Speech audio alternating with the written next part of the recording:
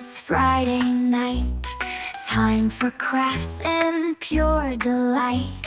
Paper, scissors, let's get started. With vintage tape, we'll be wholehearted. Every honey deserves her day in the sun. With enamel dots, we're ready for fun. Layer in circles and punch stars too. In the Late Night Crafty Club, it's all for you.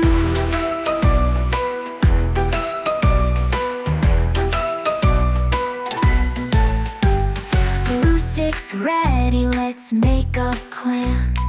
Planners in the office, supplies in hand. Honey half-seas and whimsy arrows, crafting magic like true heroes. Every honey deserves her day in the sun. With enamel dots, we're ready for fun. Layer in circles and punch stars too. In the Late Night Crafty Club, it's all for you.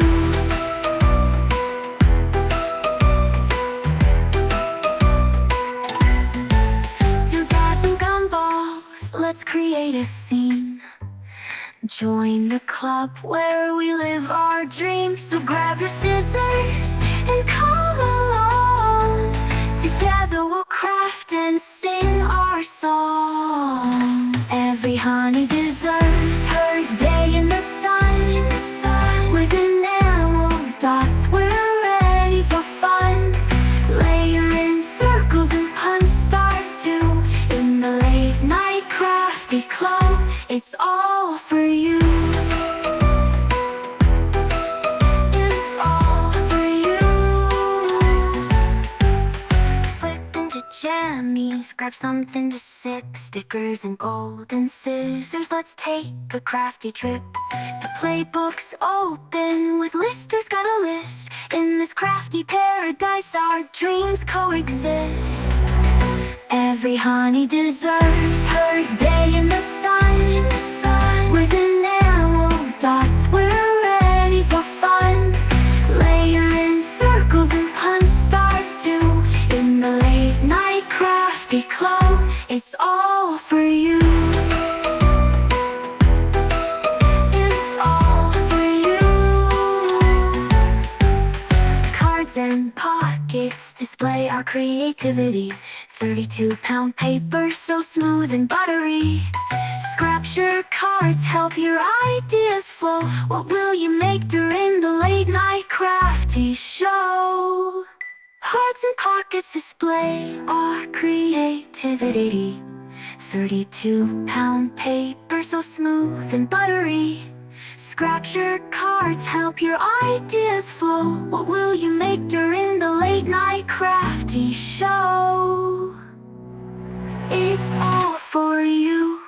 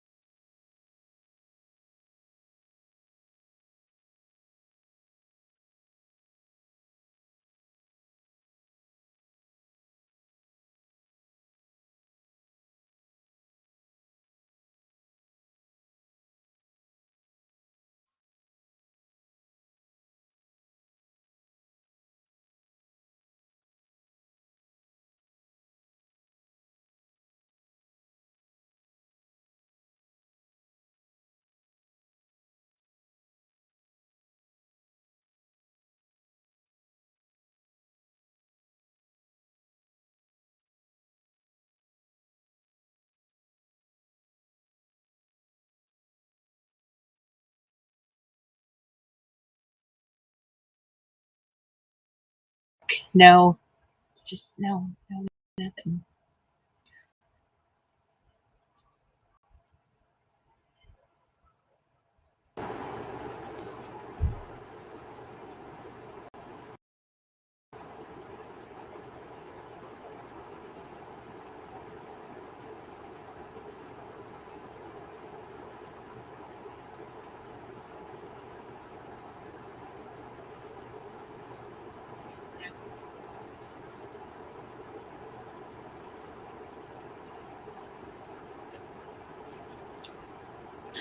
Are we live? Can you hear me? I don't know. Can you hear me? Am I here? Can you guys hear me? Oh, it's such a beautiful morning.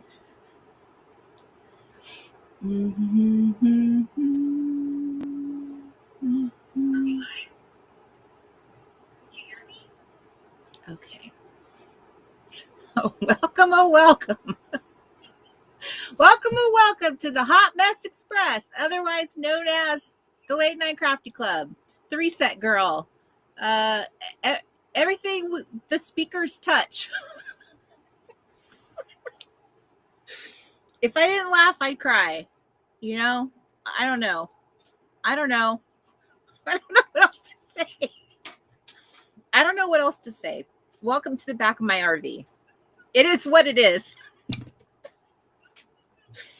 I'm happy you're here. I have summoned you all here because here in America, it's a federal holiday, and my federal employee husband has a day off, so he was able to help me. Make sure that things go right. To make sure things go right. Now you know I don't have a job at the Reset Girl Flawless. anymore. Yeah, exactly. I had to fire this man. He had to get a job outside because of issues like this. Yeah, you can see that just I don't know, you guys. I was already struggling before the camera, before we tried to go live, okay? If you could see behind me, I have stuff all over the floor, all over. I mean, I have stuff in bins and boxes. I have stuff everywhere because I have a lot of stuff to like talk about and to show you, to demo. So like it needs to spread out everywhere. So this will be a very active live perhaps because I'll have to be moving around, I think. And you know, it's small quarters around here, small space. You know how it is. Okay. I'm a little discombobulated. I'm a little thrown off. I have new readers. I just realized the little sticker that comes on your readers is still on here. Okay. I just got new readers. I'm having to buy new readers on the constant. I feel like every few months I'm upgrading, which is not normal. You're supposed to be upgrading like every couple of years, every year. But yeah, I'm on like the monthly plan of upgrading. I don't think that bodes well. Yeah. But I love these. I highly recommend progressive readers. And they're getting to be more options available on Amazon. When I first started this journey, there really weren't a lot of options, but now they're starting to become a little bit more. I'm absolutely loving this set. There's 4 to a pack and they're $20. They do have the little blue light blockers, you can tell because I have like a little sheen to them, but loving these. These are 2.75s. When I started this journey, I was at 1.75, so I'm already up to 2.75. That's not good. That's not good. I don't know if that's a diabetes or what, but I'm heading in to get my eyes checked again because I'm a little concerned about that. All right, up to the top of our chat room. Let's start welcoming. Let's start saying hello. That's going to take me a little bit. Hello, Mr. Chris, Canadian, eh? Who's, you know, but you're here. That's interesting. Not being an American here on I know why you're here, because you're 3 hours ahead. And for you, you're off work. So hello, welcome. Hi. Hi, Ellen. Hi, Denise. Hello, Miss Susan. Hi, Victoria. Across the pond, they're over there in sunny Manchester. Hello, Miss Robin. Hi, Sandra. Hi, Sherry. Hi, Miss Deb. Hi, Patty. Hello, hello. Hello, Stephanie. Hello, Chris Johnston. Down below. Hi, Miss Janice. Wishing everybody happy birthday, America. Hello, Sharon Sullivan. Hello, Ramona. Hello, Amy. Hello. Hi, Miss Jackie. Hi,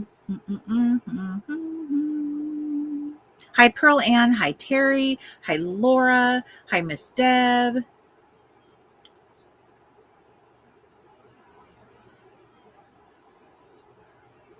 Hi, Claudia. Hi, Chati. Please tell me I said that right.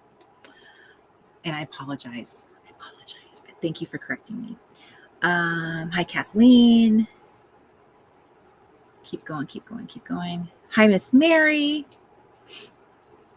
Hi, Melanie. Hi, my friend Bethany. Hi, Miss Edie. How cute, Rhubarb. That's adorable. I love that. Hi, Miss Bonnie. Hi, Miss Robin. Hello, Rebecca. Hello, Shauna. Welcome. I'm continuing down the road. Hi, Amy Hoffman. Hi, Patricia. Hello, Dawn up there in the Canadian wild. Canada. Hello, let's see. Continuing on. Hi, my cousin Carrie. Hi, Donna. Thank you, those of you who've mentioned my little yellow bus. Thank you. Let's see. Hello. There you go. Patty says that she wore her little sticker on her glasses right into the store and back again. I would have done the same thing. Shauna says she's also Canadian. I love how we have the Canadians in here. Hello, Miss Justine. Oh, okay. Yes, Jackie. I shall. Oh, no, it's okay. Hi, Alma. I will give you my email address in Clubhouse. I am sorry that happened to you. Okay, you guys, I'm so happy to see everybody, and those of you who are lurking, because I see there's a lot of you in the chat that are not saying hello, and that's perfectly okay. But hello and welcome to the Replay Club. Who was not able to join us because you were probably out and enjoying the sunshine festivities. I hope you're wearing sunscreen while you're doing it. But welcome to the Replay Club. Okay. So I have so much to talk about, chat about, demo. It's a camp reset retreat edition. Okay. It's going to be very focused on discussing stuff like that. But before we get started doing that, I have something I would like to share. Normally, at the beginning of the month, I do what I like to consider like a little ad for my shop. There's really only 2 products that I kind of come out with from month to month. The Cozy Craftivity Journal, this month featuring 2 of the little Scrapbook Scouts. How cute are they? This is kind of a camp-ish edition. I got the little camp-ish, what do you call that, design going on. So I have that. And then I have the add-on pages, the activities pages. And can I just say, wrong way. Okay, this is the worst camera setup. I can't get to the camera. So how about this? Let's go top down. My good cameraman. There we go. Does I spy with my little eye the cutest little thing ever on that little kitschy kitchen table? My sweet husband created some artwork for me, and he made me my own little breakfast cereal. He made me Camp Reset Scout Crunch. How adorbs is that? So it is on the cover of my activities pages this month. And this is so special. I love these little activity pages so much. So I wanted to show them off really fast. That as the star of the show, as my featured product, even before the Craftivity Journal, because I love them so much. These are my very favorite I've designed yet. This is they feature something new this time. There's a summer bingo, a summer bucket list that I threw in here. Then you have a creative joy word search. And okay, and by the way, don't pay attention to everything in mine because mine was a prototype and yours will be correct. Mine has some errors in it. And then we have my favorite, the little mood boards, inspiration boards in here with prompts. Then you have your art journaling pages also with new prompts. And then I made this cool, well, hello summer coloring page. And then a delicious summer honey these were hand illustrated for us. And another honey, and then a little scrapbook scout. This is Daisy. She is the little scout leader, and she's adorbs. And then she is going for a little canoe ride at Camp Reset. And there's Miss Ellie, and she's doing a little gardening at Camp Reset. And then she's also playing pin the tail on the donkey. And then here is she's just a little cute summer girl. So I'm calling this little activity pages the Girls of Summer edition after the Don Henley song. And it's a fun little coloring page edition. I absolutely love this so much. Favorite. But she is a new summer honey. She is modeling a new summer frock. Me and Mark put together. We hand selected. These are brand new honeys. I bought these really old pattern books from a totally new era. And we hand selected them, and then Mark dressed them in our fun little patterns. Like she's wearing this pattern. So we did them together. So all new fresh honeys. So we got some new girls. And then these are the brand new Cozy Craftivity Journal. So it's like a little matchy friend. This is the July Creative Joy. She is so cute. I had so much fun doing up this little page. So here is Ellie right here. Here is Daisy with dancing with the golden scissors. So these girls are going to be a part of the Camp Reset retreat experience, and Mark created them doing all fun little different things to be part of the experience. So Creative Joy this month is really about the childlike joy, the fun of being that kid again, and being playful, and the fun of caring, not caring as much about getting things right and perfect. Think about how we were when we were kids. We did not care as much about like what others were doing. We didn't care about it being perfect. We just really enjoyed the love of creating more than anything else. So that's what this month is all about. And these are all prompts and journaling and fun little activities. There's a fun little photo challenge. Everything in here is designed to be fun and getting you crafting, creating, and then doing some memory keeping here. So that is what this little fun collection is about. And so these work together in tandem and give you a fun little experience for the month of July. And I just wanted to show those off, as I often do at the beginning of the month. If I have an LNCC, that is my official little ad. It is all over. Okay, commercial over. But you can find those in our shop. That is it. That is all.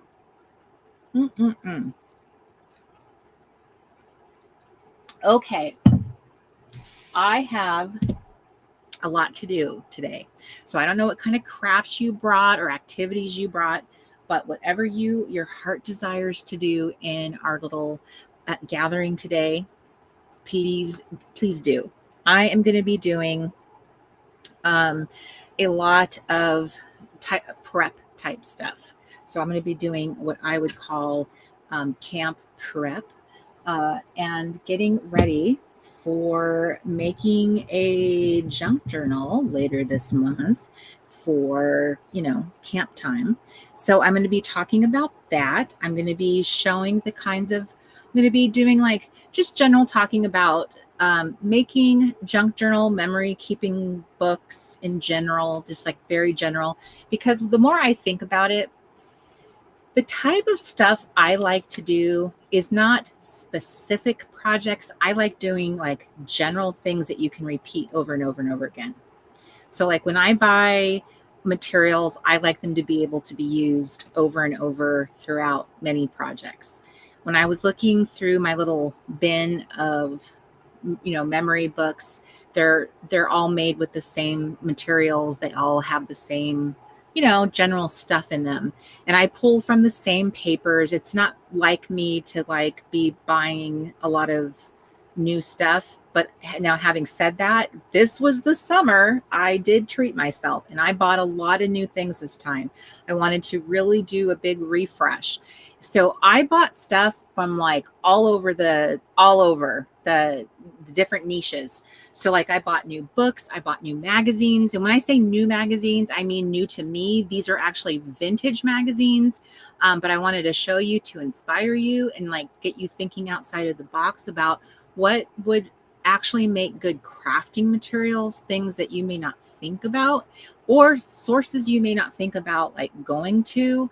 And then I visited some brands that I haven't bought from in years. And I was just interested to see, like, are they still around?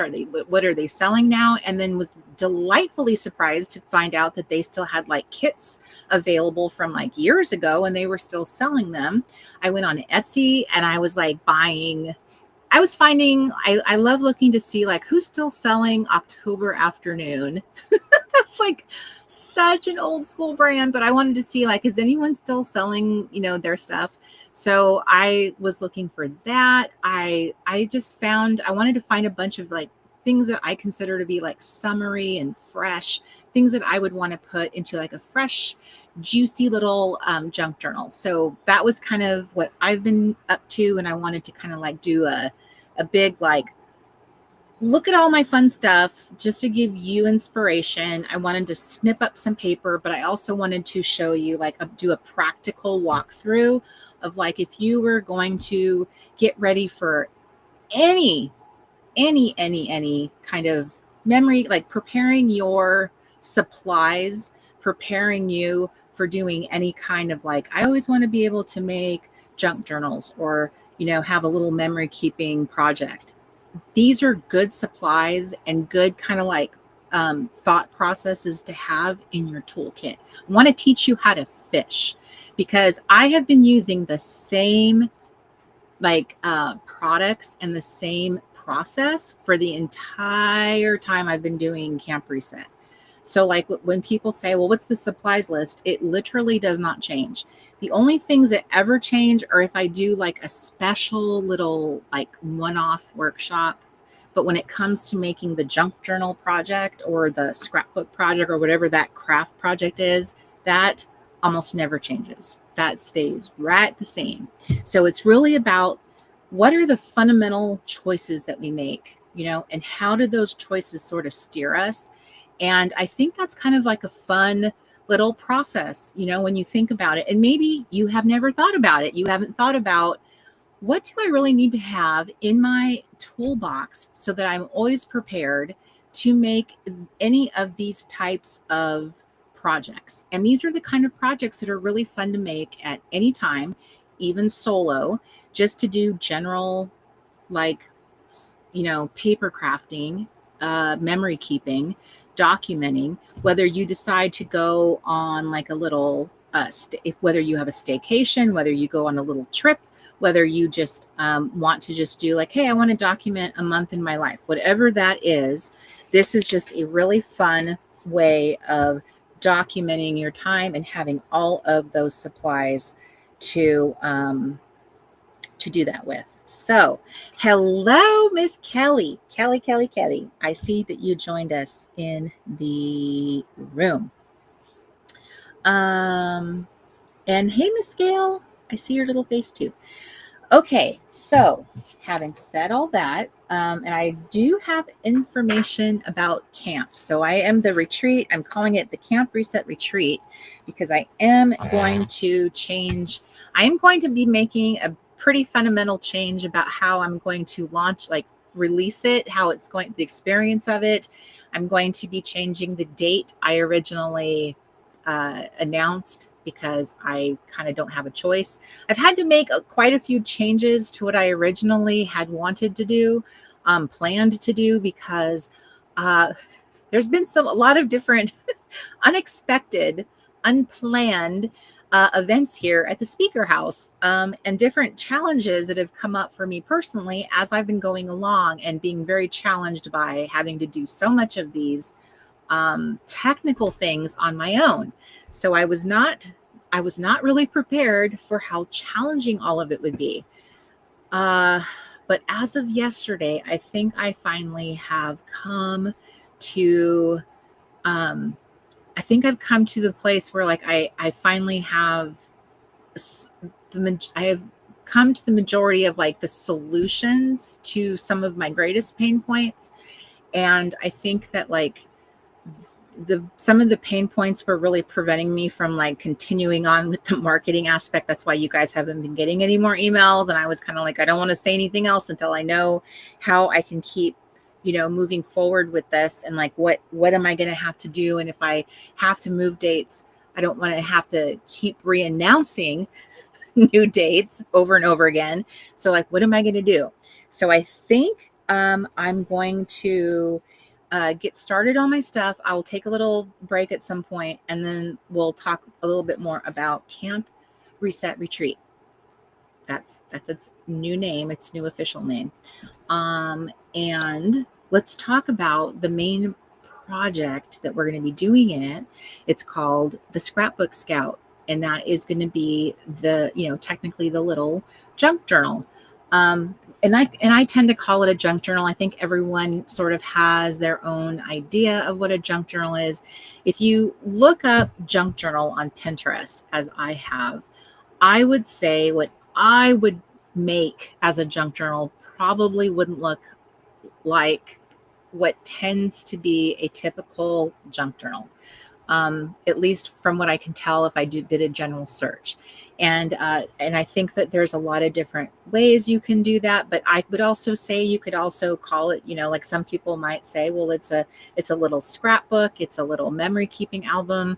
So it depends, I think, largely what that language of what you're comfortable with and how you build it, frankly. Because I don't like dictating what that looks like. I want everyone to make what's going to make their little heart sing. So it's just really, I'm just calling it the Scrapbook Scout as its official title. And I made a cute little sheet of little title cards that campers will be able to cut out and adhere to the front of their book. So it will have like a little cover page like this. So when I made this particular one in 2021, I believe is when this one was done. This is what I would call a junk journal. But see, is it though? What would you call this? I'm not sure. I question that now. Like, is it though? This is the same premise, is like having this little element piece. So I kind of feel like this one is probably one of my all-time favorites. This and the one I made for Camp Wannacraft. Unfortunately, the Camp Wannacraft one I couldn't keep all together. If those of you who saw it in its entirety, I had to put it on washi rings. It had to get fitted because it was so huge. The rings I ended up putting on it were like this. They were this size. And that's not an exaggeration. It was so huge. It was like this. It was so fluffy. And I had to end up breaking it up into smaller and smaller pieces because it was unwieldy. I got carried away. It was so huge. It was so big. It was so wonderful. But this one is the camp that had that 1980s theme to it. And it was glorious. It was glorious. And it was the mini me adventure as well. So this is the one where we painted the little dolls and took them on that fun adventure. So this just had everything. It just was everything. And I was showing this to my in-laws, kind of trying to give them an idea of what it is I do. Like, what is it she's working on in that RV all the time? So I wanted to give them an idea. So I was showing it to them. And as I was talking about it, I realized I'm like, they're looking at pictures of these little wooden dolls. And I'm like, how do I explain this to them? Because they didn't look like they were getting it. So let me just walk you through.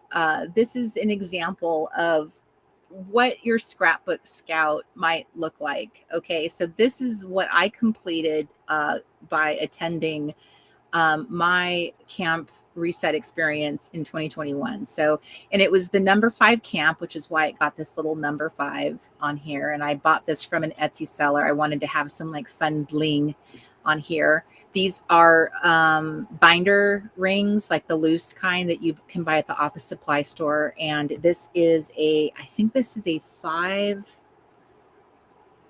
I think this is here. Why don't I just measure it?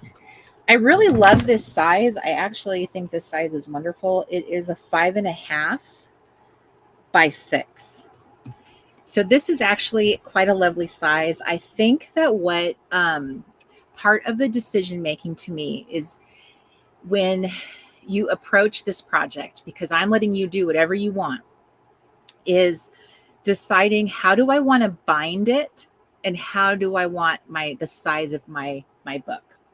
Because I want that to be, everyone's call. It's because how do you want it to feel in your hand? How do you want to flip through it?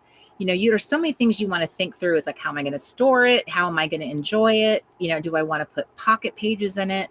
Do I, want to just make this? Do I have a lot of bandwidth in the time frame that I have? Is this going to be a busy summer?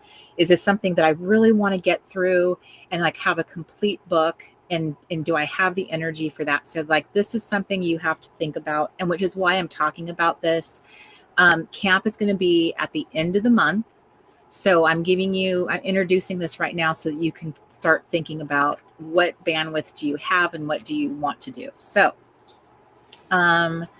So here we go. So I love using paper that has very interesting textures. I love adding things like vellum, the craft papers that have like interesting sizes. So things like this with the like the vintage flashcards, they're kind of like skinny, so that nothing that you're putting inside is all like the same sizes. I think that's kind of fun. So these are these little wooden dolls that we were painting. This camp, by the way, this mini me adventure, this is a separate workshop, but all of these camps are eventually going to get back up onto our new platform on Teachery, and then they will get resold again because it's just too good to not be available. It was wonderful. This was the little camp, which this will probably be the representation camp for this one that I'm about to do. These are the little dolls that I positioned them on the little, it was like a little rock wall climbing thing at the playground, and I put them in there and photographed them. This is a little piece of junk mail that I slipped the photo into and, used that. So that's how junk gets incorporated. So learning how to make some pockets out of like the paper. This was like, I love anytime you make a junk journal, it's fun just to tuck stuff in, finding interesting ways to tuck things, adding little washi tabs to your, like to your pictures so that they can slide up and down with little handles like a pop-up book. That's super fun. Pocket pages, especially the little 4x4s, those are really fun to do. Because it was the 80s, that time we watched Girls Just Want to Have Fun as our movie that year. So the Crayolas. So I made that as a little library card pocket. There's the Mini Me Adventure Workshop. So we also watched Goonies, was another movie. Here's a little envelope that I treated as a little pockets. Was one of the workshops I taught. There were a lot of really good little classes that I had, if I may say so myself. I really enjoyed the ideas that I came up with. So here's another little pocket. And in this case, this is like a vintage recipe. So more of the little, like turning little pictures. There's Miss Michelle Spencer. Oh, actually, how did I saw Mrs. Michelle Spencer, but I don't remember saying hi to her. Michelle Spencer, how rude. If you're still there, I'm so sorry. I don't know how I missed you. That's rude. But there you are in little doll form leading the sing-along around the fire. How cute. Hi, Julie. I see you. Hi, Victoria.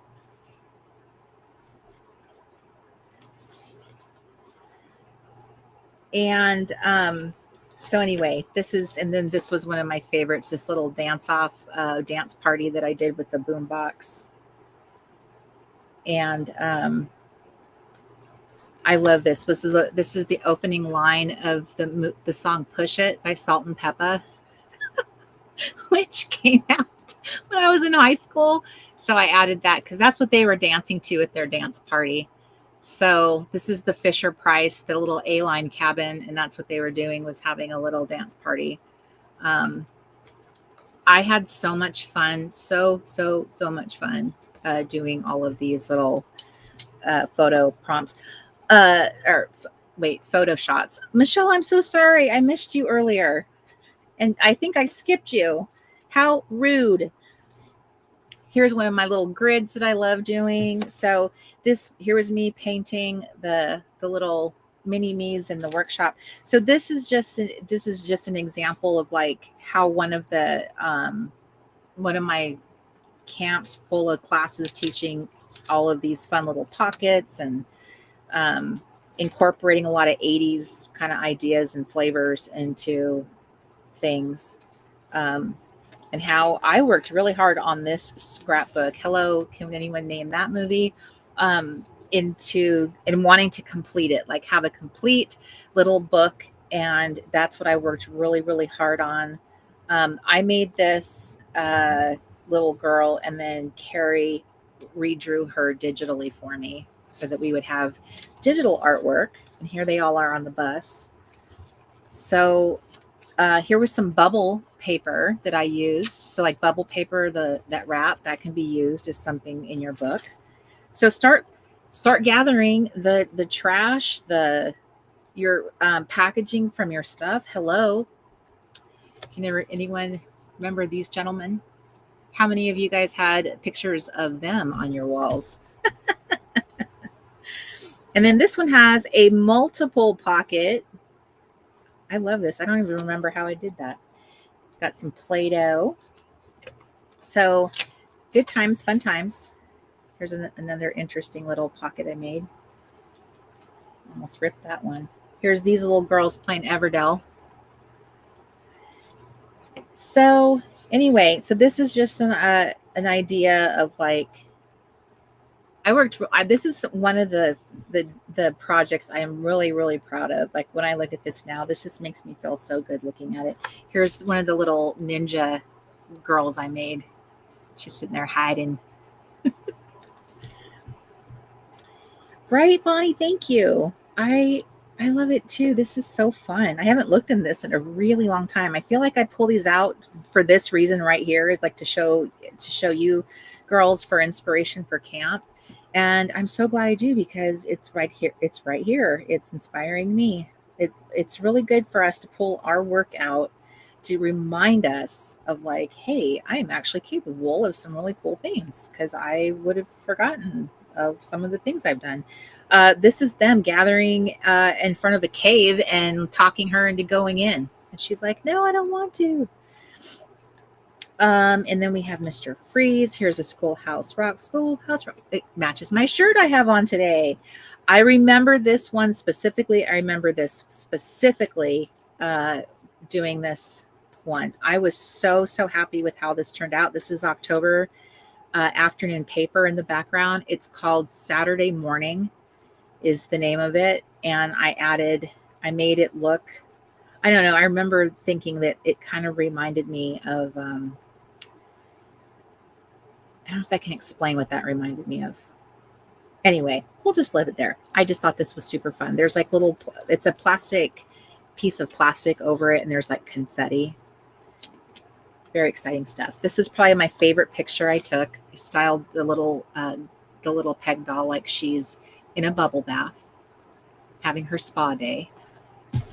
I have all these little props, all these things I bought off of Etsy. They're little dollhouse stuff. There's big green scissors. Here's them around the lake.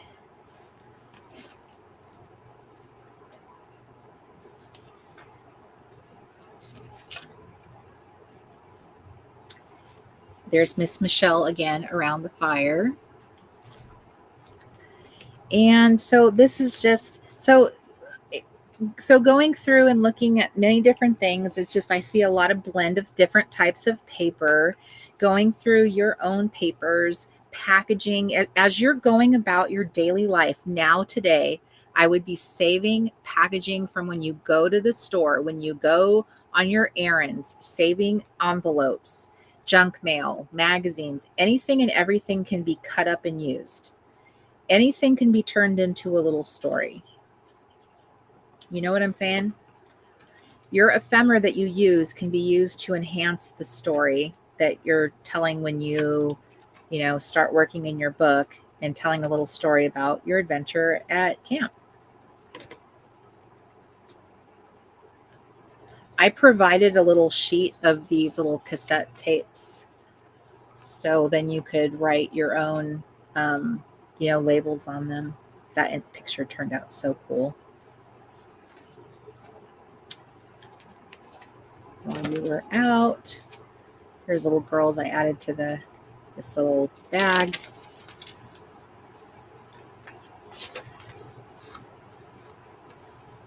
From a kid's book. So as I'm flipping through, this should just giving you ideas of different types of papers, and just, in this case, this was all about just the interesting colors and graphics, just bringing them together and putting them on a really neat index card divider. I love these for using them in a junk journal. Their size is perfect. This is one of the 4x6 sizes. These are one of my favorite elements to add. They're just really fun. You can staple things to them just to add a cool element. Little flat paper merchandise bags that you can get on Etsy. Those are fun to use as well. And they're a nice thing to have in your stash, because you can use them in so many projects. So there's a bunch of little scrap pieces that are just used to add texture, to add a little color. Here's more of the vellum and just a piece of scrap that's just been attached to it. So, and then here's another index card divider that I just added a photo to. And there is that. So then all I did for the covers was just cut some chipboard into my covers. And I had, one of the most important tools that you can have in your arsenal is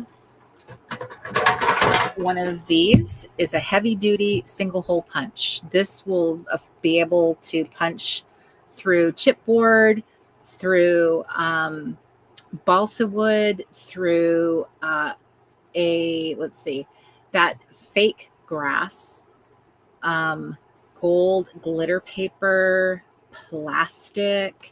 There's so many different, the fake kind of like vinyl. This is the kind of stuff, like the kind of punch you would want to give your junk journal like really fun textural pages. And because this one is super heavy duty, it is so versatile and you can use it for so many things. I have had this for years and it's so wonderful. I absolutely love this. If you could use this for making planner pages, paper, just regular paper pages. And it has like a really, I don't know how far in that actually goes, but like the punch is right here and you can, does it give you about 2 inches of getting into into the piece of paper. Does that help? I think that's pretty what is the word, depth into, punching into something. So I have loved this. I think it's a great general tool to have, and it makes the ability to make any type of little album, photo album, junk journal possible. So that this is one of those tools that if you wanted to be able to do that, this is what you would want to invest in.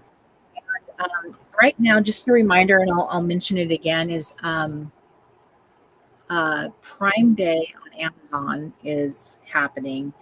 So I noticed that other stores tend to kind of what is the right word? They mirror what Amazon does. So I noticed that other places also tend to have sales around Prime Day, what Amazon kind of does. So I would start looking for, look on Amazon, look on scrapbook.com, look around and see, are other sales going on right now? Because that's what I would be focused on, is to see, is anything else, oh my gosh, that scared me. Is anything else going on right now? Because this is a bomb tool, basic tools that you would want that do basic things, and would be a really good key thing for your toolbox. And I always mention this guy because it will not steer you wrong. Okay, so that is my first little, just showing you an idea of like a junk, what I would call a junk journal, because I'm putting junk in it. I put a variety of papers in it, all kinds of papers, whatever paper looks like, vintage paper, magazine paper, music sheets, junk, like literal junk mail, all types of anything that's paper. So out of the box thinking on that one. I'm going to switch gears for just 1 second to show you.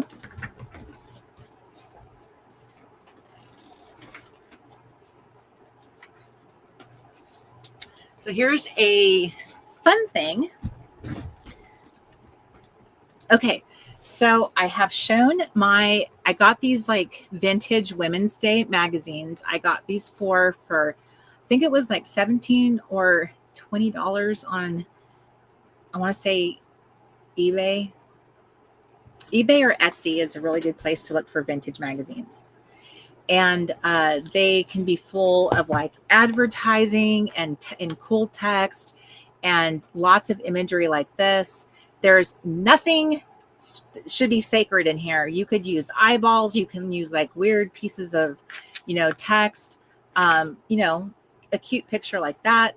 But chopping this stuff up into interesting pieces, you can use it for background, like use this as a page in your junk journal and put a picture on it. Use it as like a background. There's so many interesting ways of using vintage images and pages. Like that's actually quite pretty, I think. So you could be using real vintage things and then just use them out of context. Like you could take that guy, he's looks like he's an orchestra leader. He's kind of got his hand on his hip. You could snip him out of that picture and use him in a totally different, drop him into a different picture or a different background, and then make up a little story about him. Maybe he's the Camp Thunderbird, scout leader, and he's taking some kid to task or something. You could just make up a little story.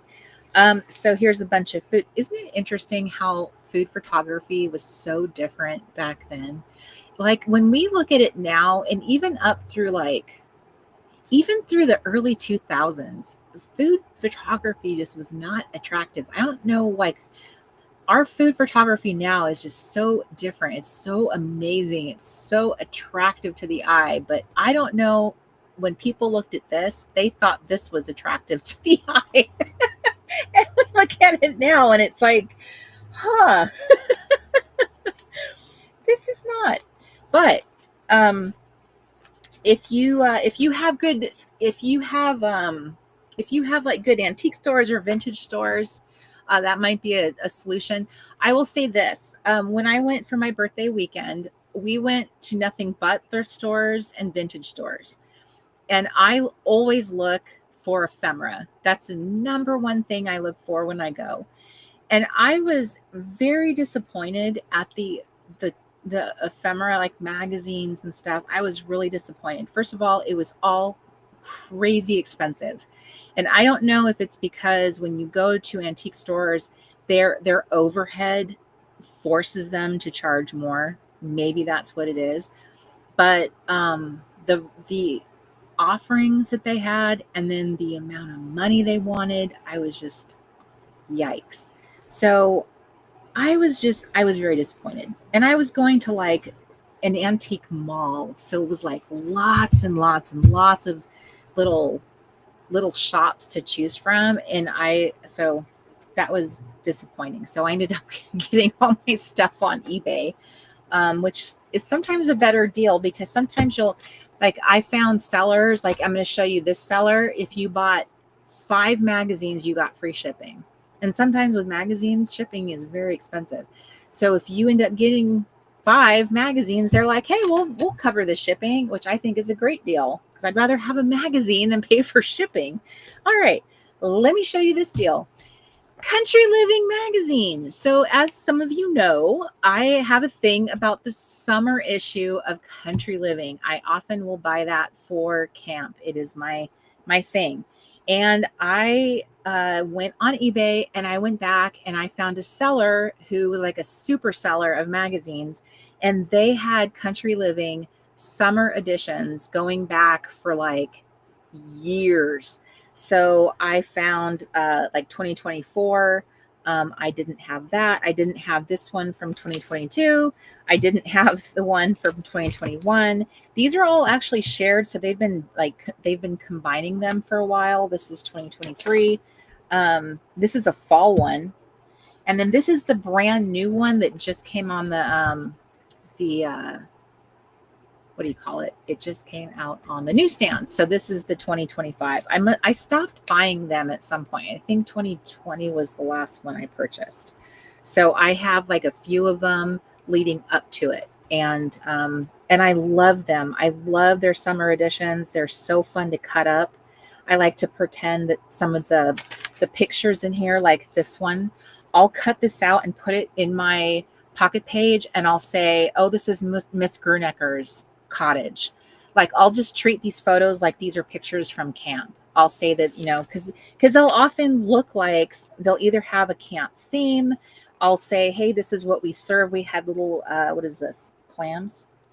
Look, we had clams for our summer party on Friday night. So I'll just use the imagery, because they're almost always very summery. Sometimes they'll have like a camp theme. Sometimes they'll have, this one leans more like a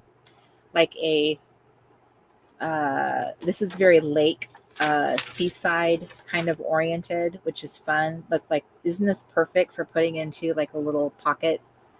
I just love this. They just have the most beautiful images. Who would not want that in their little memory album? So for me, and I'm going to have a whole little workshop on this, is about make-believe memory keeping. So it's all about taking photos that help tell a story that you're making up about your camp experience, and you're just using the photos to guide that story. So here's another one where you're the gone fishing issue. So this is all about fishing, which, maybe there's some pictures in here that can tell a story about how you and your cabin mates went out on the lake, you went fishing. You can snip out some little pictures. to decorate your pages. So I just often find that these kind of photos in here are often just like so perfect for camp. And that's why I kind of fell in love with the country living magazine for this project. I have been known to like even like put my honeys into the photo. That's kind of fun to do. So love, love, love. So I ordered this one online. I don't remember if I bought it. I think I may have even bought this on Amazon. Believe it or not, Amazon does sell some print magazines. Are getting harder and harder to find. I have noticed that I have tried looking for magazines like to subscribe to, and I am just blown away with how many magazines do not offer subscriptions anymore and how many of them are just completely digital, which I don't want a digital magazine. I'm an analog girl. I want to be cutting up my magazines and putting them into my projects.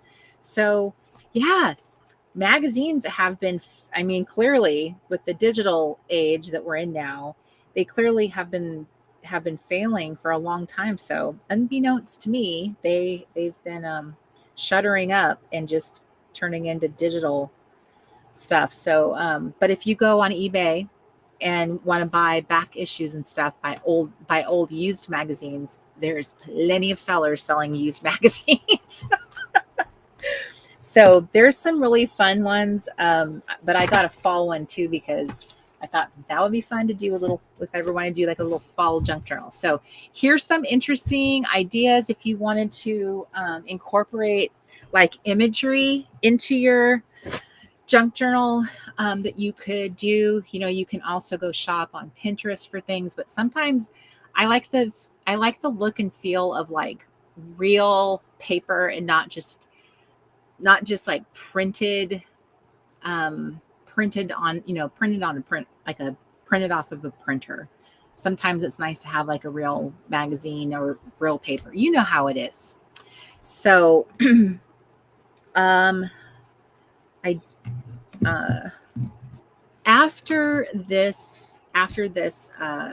after we're done here, I will see if I can locate the Etsy seller that I got that from, because that was really cool that I got free shipping, because the shipping can be very expensive when you're selling. Oh, Mark is actually looking.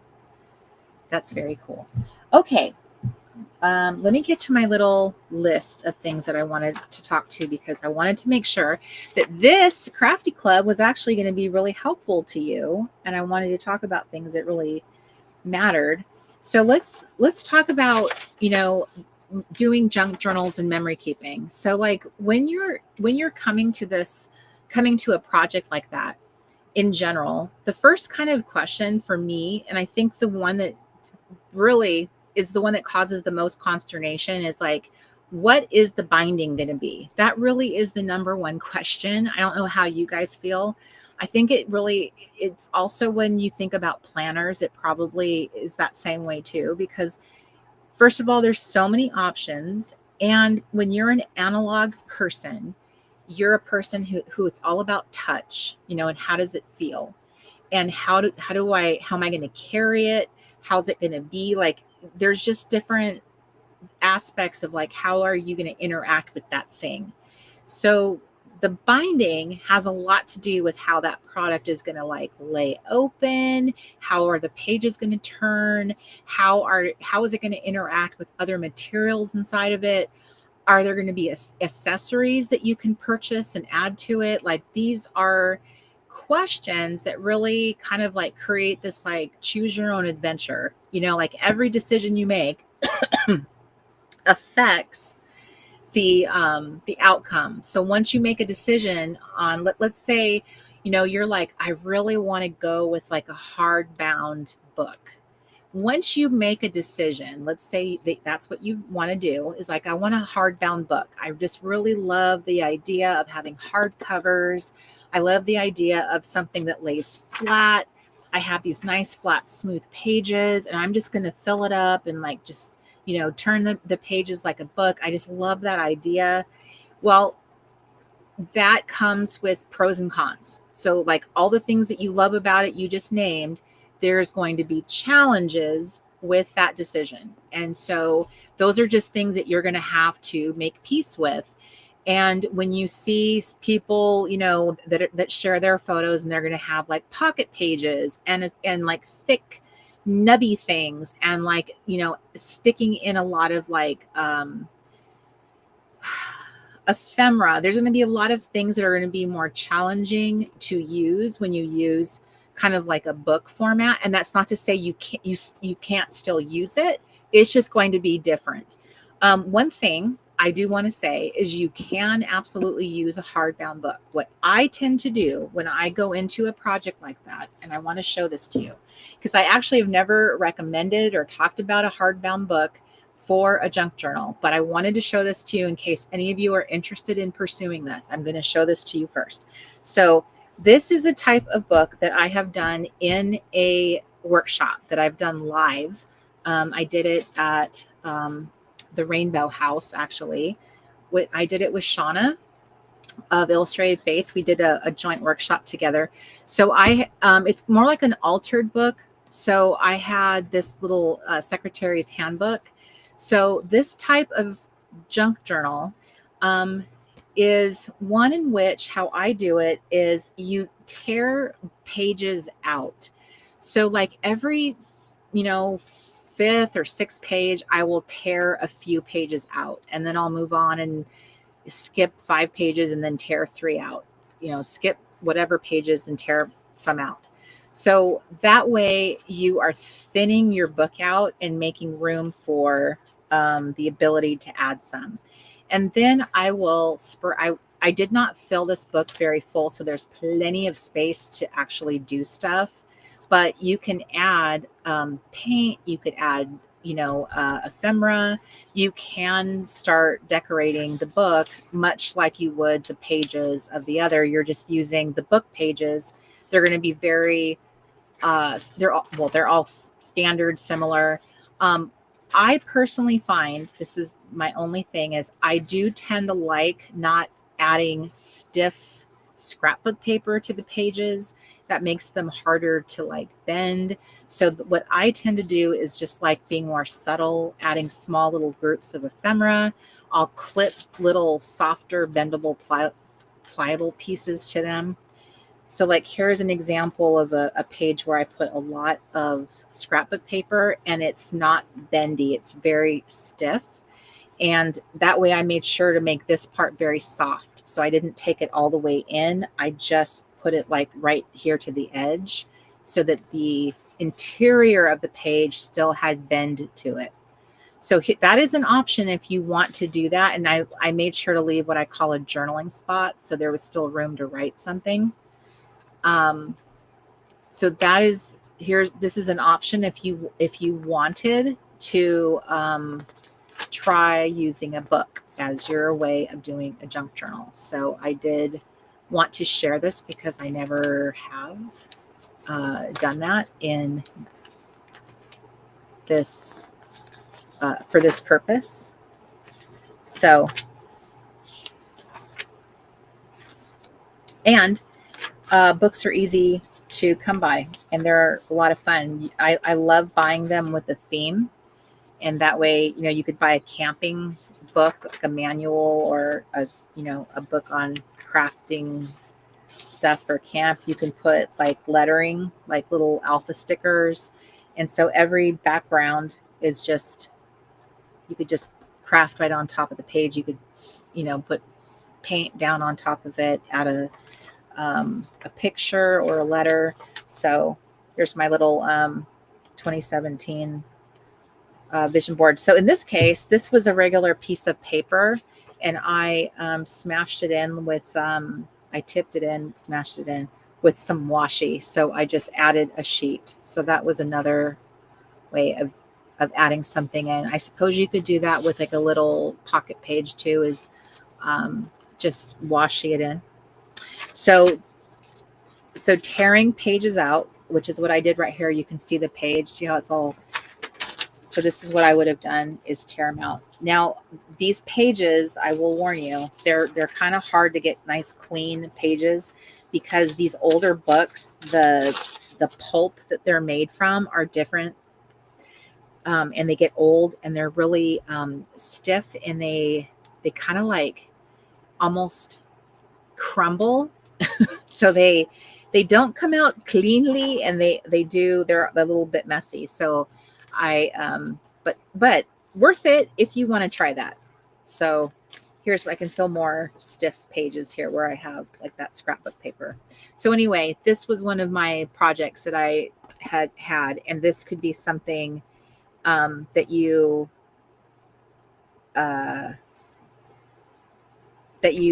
want to try if you have not ever, tried that for doing a project like that. And then you have all this fun paper that you've just torn out that you can use in a different project. So there is an option.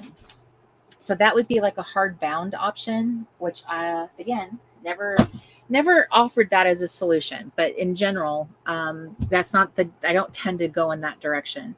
What I always tend to offer, as I think a more fun and fluid kind of option, is the rings. And these are just regular binder rings. I tend to like 3-inch, 2-inch rings. I think these seem like they're 2.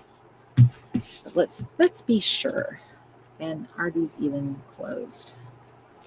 Okay, these are closed. So these are, I have a big box of these that I bought, and I still have them. I'm still working through them. And these are about 2 inches. So I have these 2-inch ones, and this is about as thick as you get with these, which I think is a nice size. So this is the Summer Smash Book, which I believe is the one that we did in 2020. This was that 10-week camp, I believe. Yep, 2020. A 10-week camp. That is craziness personified. Craziness. I was just thinking, oh, would be so nice to keep people occupied during COVID. So, and here's all the little badges and all that little stuff. So, this kind of, binding it's got the pros and cons. Is it's very loosey-goosey. So there's a lot of wiggle. It's kind of imperfect. You may not like the way that feels. These don't move smoothly on the rings. So sometimes that bothers me. These little binders right here, they get kind of caught on those. I want you to know the whole thing. So, you should have all the information if you haven't used them before. I do like them. These are the biggest. I think these ones are like 4 inches. So these are even larger, but clearly I do use them. So I do like them. This is another camp I did. This is 2022. This is Camp Joyful. So this is another, this feels like, what is this size? This is a 5x6. This is a 5x6.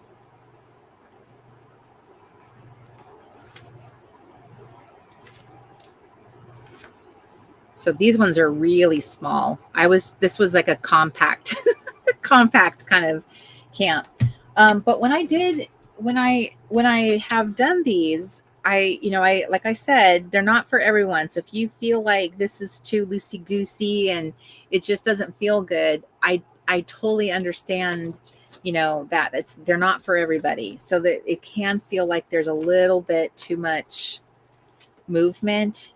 You know how we are, girls like us, we are very particular about things like that. So that's why I'm making sure you fully understand that there's a lot of wiggle room to them. Now, if that is something you're kind of hesitant about, we have the album style, and that has, you know, a ring that's very rigid and very in place. And then you have this nice rigid album. So everything here is very smooth. It's very structured. When you have something like pocket pages, and this is not to say that you can only use pocket pages in here. You can certainly cut your paper and put paper in here. So it's not, I just happen to only have pocket pages, but that doesn't mean it has to stay that way. But this might be more your alley if you feel like the rings are just too wild for you. You like things to be a little bit more organized and feel more smooth and controlled. This might be a better option. It's more protected. That might feel better to you. And let me see here. I thought I had, because I also have this, my pocket art that I started in 2023, because I also have these. These pocket pages are life to me. I just love pocket pages so much. So I'm going to like bring those back in the retreat. I'm going to revisit that again. But see, here's an example of like being able to add something a little fun. And I made little what are these little hinges, rings out of tickets, something really sturdy, and just punch them. And then that way I can use it as some little junk. So that was an example of something that you could add. And, you know, and you can add different sizes of things in here. So here's another example of using little dividers, little index card dividers in here too. So that's fun. You can also, I clipped something here. So you can junk this up. Don't feel like it needs to be, it is kind of a photo album, but don't feel like it has to stay that way. This can become junkified, but then, you know, it'll be nice and organized. So what I was thinking, what I originally thought for myself is I started leaning towards the album again. These pages right here, these are actually from Wannacraft.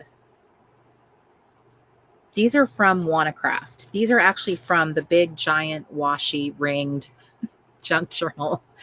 And this is one section that I rescued and I stuck in here. So this is actually from that. And I put them in here. So these are part of them. They ended up everywhere. There are so many pages.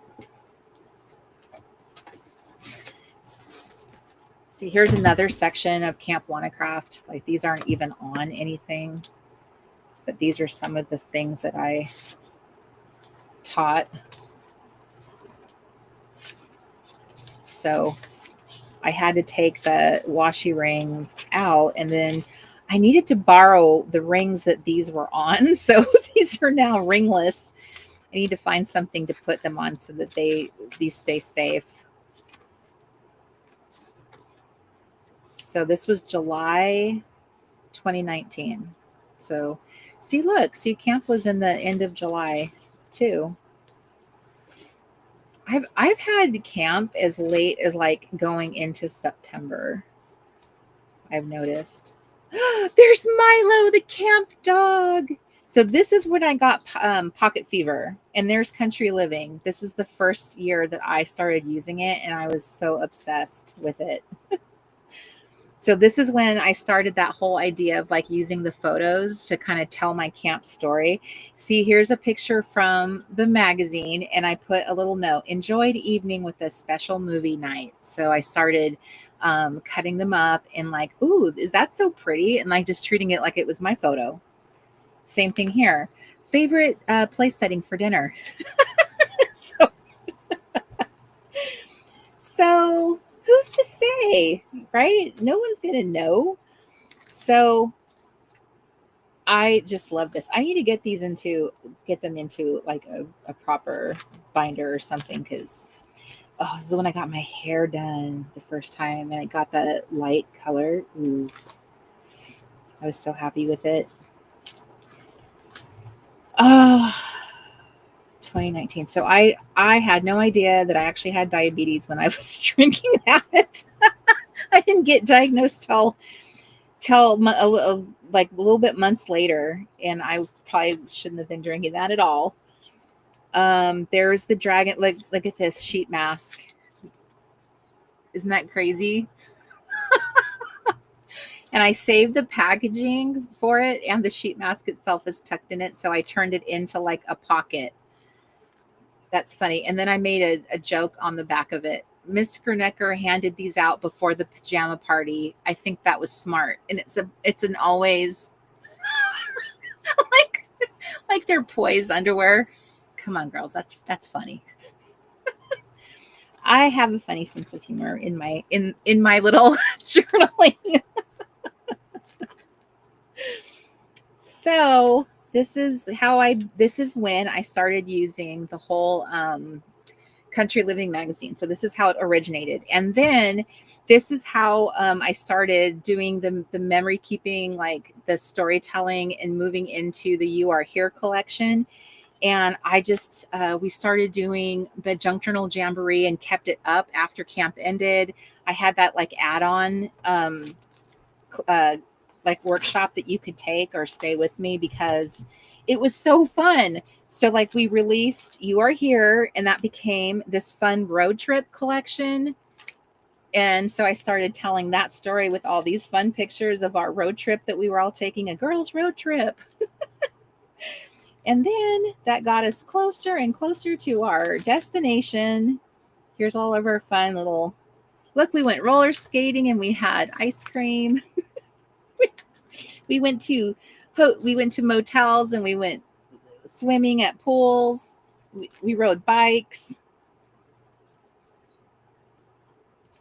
We had fun. And then we headed through Palm Springs, right? In our little vintage place. I actually stayed at that hotel.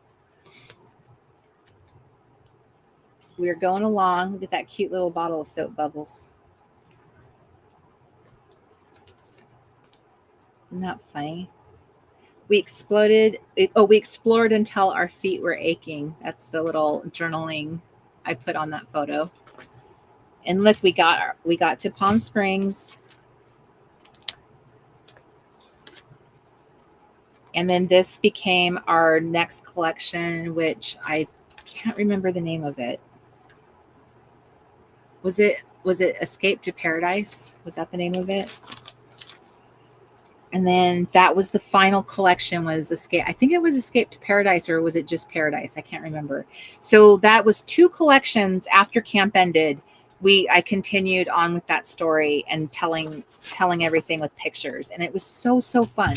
So that is what I wanted to kind of like go into more detail in this particular camp, was like, I think I was just doing it organically in Camp Wannacraft and in the Junk Journal Jamboree. I don't remember how I talked about it. It's like, it feels like a million years ago. So I wanted to revisit that and kind of like, you know, draw you in and kind of help you see. I think, so a lot of us don't do a lot of traveling, or kind of are more homebodies, or don't, sometimes I think at our age, or in our lives, sometimes feel like our lives aren't worth documenting. So I think this is kind of a really fun way to be able to do like a different type of documenting or memory keeping that is more about creating a story and using your imagination to tell a story, using images, using ephemera, using documentation, and you control the entire narrative. And then you get to use all of your scrapbooking skills, and you get to use your imagination. And it's doing it in an entirely different way than, you know, like it's not based on reality. So you get to do everything. You get to stay at the most perfect hotel. You get to go where you want to eat for dinner. You are not constrained by budget. You're not constrained by your traveling companions. You are not constrained by weather or your age or your limitations and mobility limitations, because you don't even have to be you. You can make up a story about an entirely different girl, that goes on this trip, and you just document her little trip, but you're having the fun of pulling out your little materials and doing all the things. And I don't want to say too much because I don't want to take away from what I want to talk about in the workshop, but I think that it's a really fun thing, and I've never heard anyone talk about it. I just think that it would just be so fun to like introduce this kind of concept. And when you think about, like, if you did the mini me adventure, that is another aspect of doing that, where you're just kind of setting in motion this fun little story you're telling with your little people. I love that. I never want to surrender my imagination. I don't want to grow out of that. I always want to stay in touch with that, the wonder, building wonder. That is like such an important thing to me. And so I want to, if I have the ability to do that, I want to teach you to do that too, because maybe you can't get out there and do those things. I'm not traveling to grand places and doing those things, but I can certainly do that in my imagination. And with the internet at our fingertips, there's no place we can't go. So that is what we are going to do. If you want to come with me to do that with me, I would love that. So that is the difference between the loose rings, the ring bound. So those are the kind of like pros and cons of those. One of the cons of the ring bound book is the fact that, you are more limited in the space. Ring bound albums are not super generous in their size. So if you are just like wild woman and you want to craft all the things, you are probably going to be more of a loose ring kind of girl, because I feel like there's a little bit more flexibility and like getting bigger rings and moving up.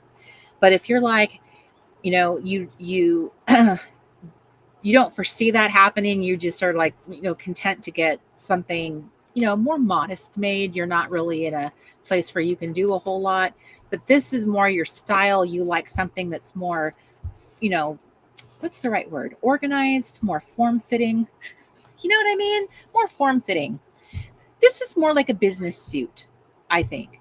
Or is it a mullet? It is a mullet of scrapbooking. It's kind of like, it's like the business up front, but party inside. I don't know. I don't know. I think this kind has potential, but I tend to not gravitate towards it because these little rings scare me. However, I have done little rings before, and I survived. I made it. I think that this is probably where I'm going to go. I think this is the bandwidth I have right now. My capacity is this. I think that is where you need to ask yourself, where is your capacity? Where are you at creatively? Are you this girl? Are you this girl right now? If you're this girl, be loose rings, be wild. If you are like, I'm ready to play, I have cleaned out my craft room, I got all the things, I'm ready to have fun, I deserve it, be this girl, okay? And have fun. But if you're like, look, this is going to be a lot of work to like sit down to craft. I'm like, I'm juggling a lot of things. I think that it's probably, a little bit more of a modest season. Maybe it looks like this. And maybe if you're like, nope, I don't even know if I have time for that, then maybe yours looks a little bit more like this, maybe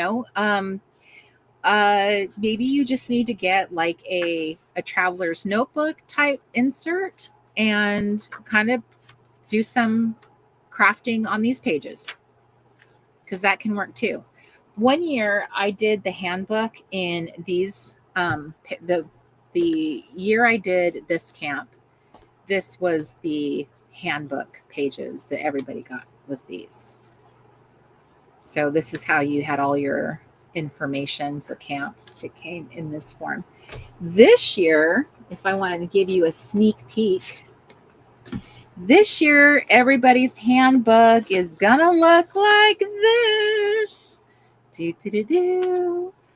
Either this cover or this cover. You get it choices. So I decided to make it super easy.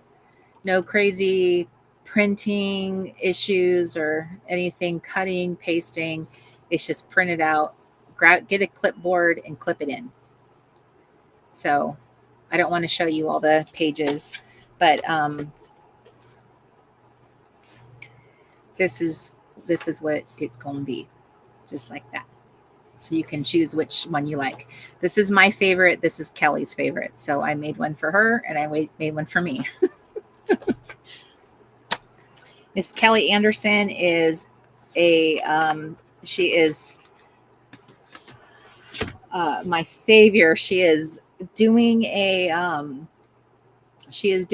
bunch of videos for me. So she's doing all the pre-recorded videos, and I am doing my workshops will be live. Okay, so are you guys ready to talk about camp a bit? Okay, let's talk about camp. I have written down some things so I get that. Oh, actually, before I do that, one last thing. I just want to mention one last thing. I left out one last. Hang on, I'm trying to find it before I didn't mention it, and now I can't. There's one more format of binding. And this will get covered. Kelly's going to do an intro video to talk about it. But I always like giving people lots of time to discuss leading up to. And I'm not sure why. There it is. The other option for binding is the disc bound option. So that is another, if you like disc bound, what's the word? If you like disc bound products, this would be a good option too. I have one Smashbook. I don't know what it is. I don't know if it was a playbook or what it was, but I have one that is in a disc bound, and I think it's a playbook. I think it's a summer playbook, and it's disc bound. I cannot find it though, so I just grabbed this one to show you. So it has possibilities too to do that. Sometimes people like that. So there's an option too, and there's nothing wrong with that. A lot of people love them, and you can get disc bound pocket pages if you get the Happy Planner brand. They do make them. I have some. You can also always kind of like alter pocket pages too. You can always put washi on the edges of either type and then just repunch them however you need to, so they can always be altered. You can always make them be what you want them to be. Okay. Okay. So there's one thing I don't want to discuss on this live, and it's just because I'm going to be doing I have to get some final things done, and it has to do with pricing. So that is the one little sticking point that I don't want to go into detail in this conversation. But I've made notes about everything else, because this has been very, very complex, because I've had to make so many changes to how I normally do camp. Okay. So I apologize. Camp has changed very much from how I normally do things, and I've had to adjust many things. So when I originally conceptualized everything, I planned camp the way most of you have experienced camp, how you've always, how it's always been. And back in February, when I first sat down and said, this is something I'm going to do, I believed with all my heart and soul that I was going to be able to execute it the way I always had, because for the first time ever, I was starting it so much sooner than I ever had. So that gave me a lot of false confidence. That alone gave me false confidence. I don't think I bargained on how many other factors were going to be so complex. the fact that I don't know how to use every single platform that I would have to figure out, and how long each of these things takes to like how much time you spend trying to, it's not even master something, it's just to try to comprehend, try to like make it work, um, try to work through that, how much mental time that takes.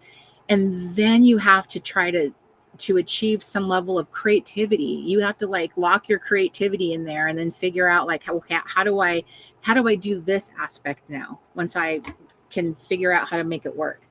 So every aspect of this has been extremely challenging. And then on top of it, Mark going to work was, was not expecting that. That was a surprise to me.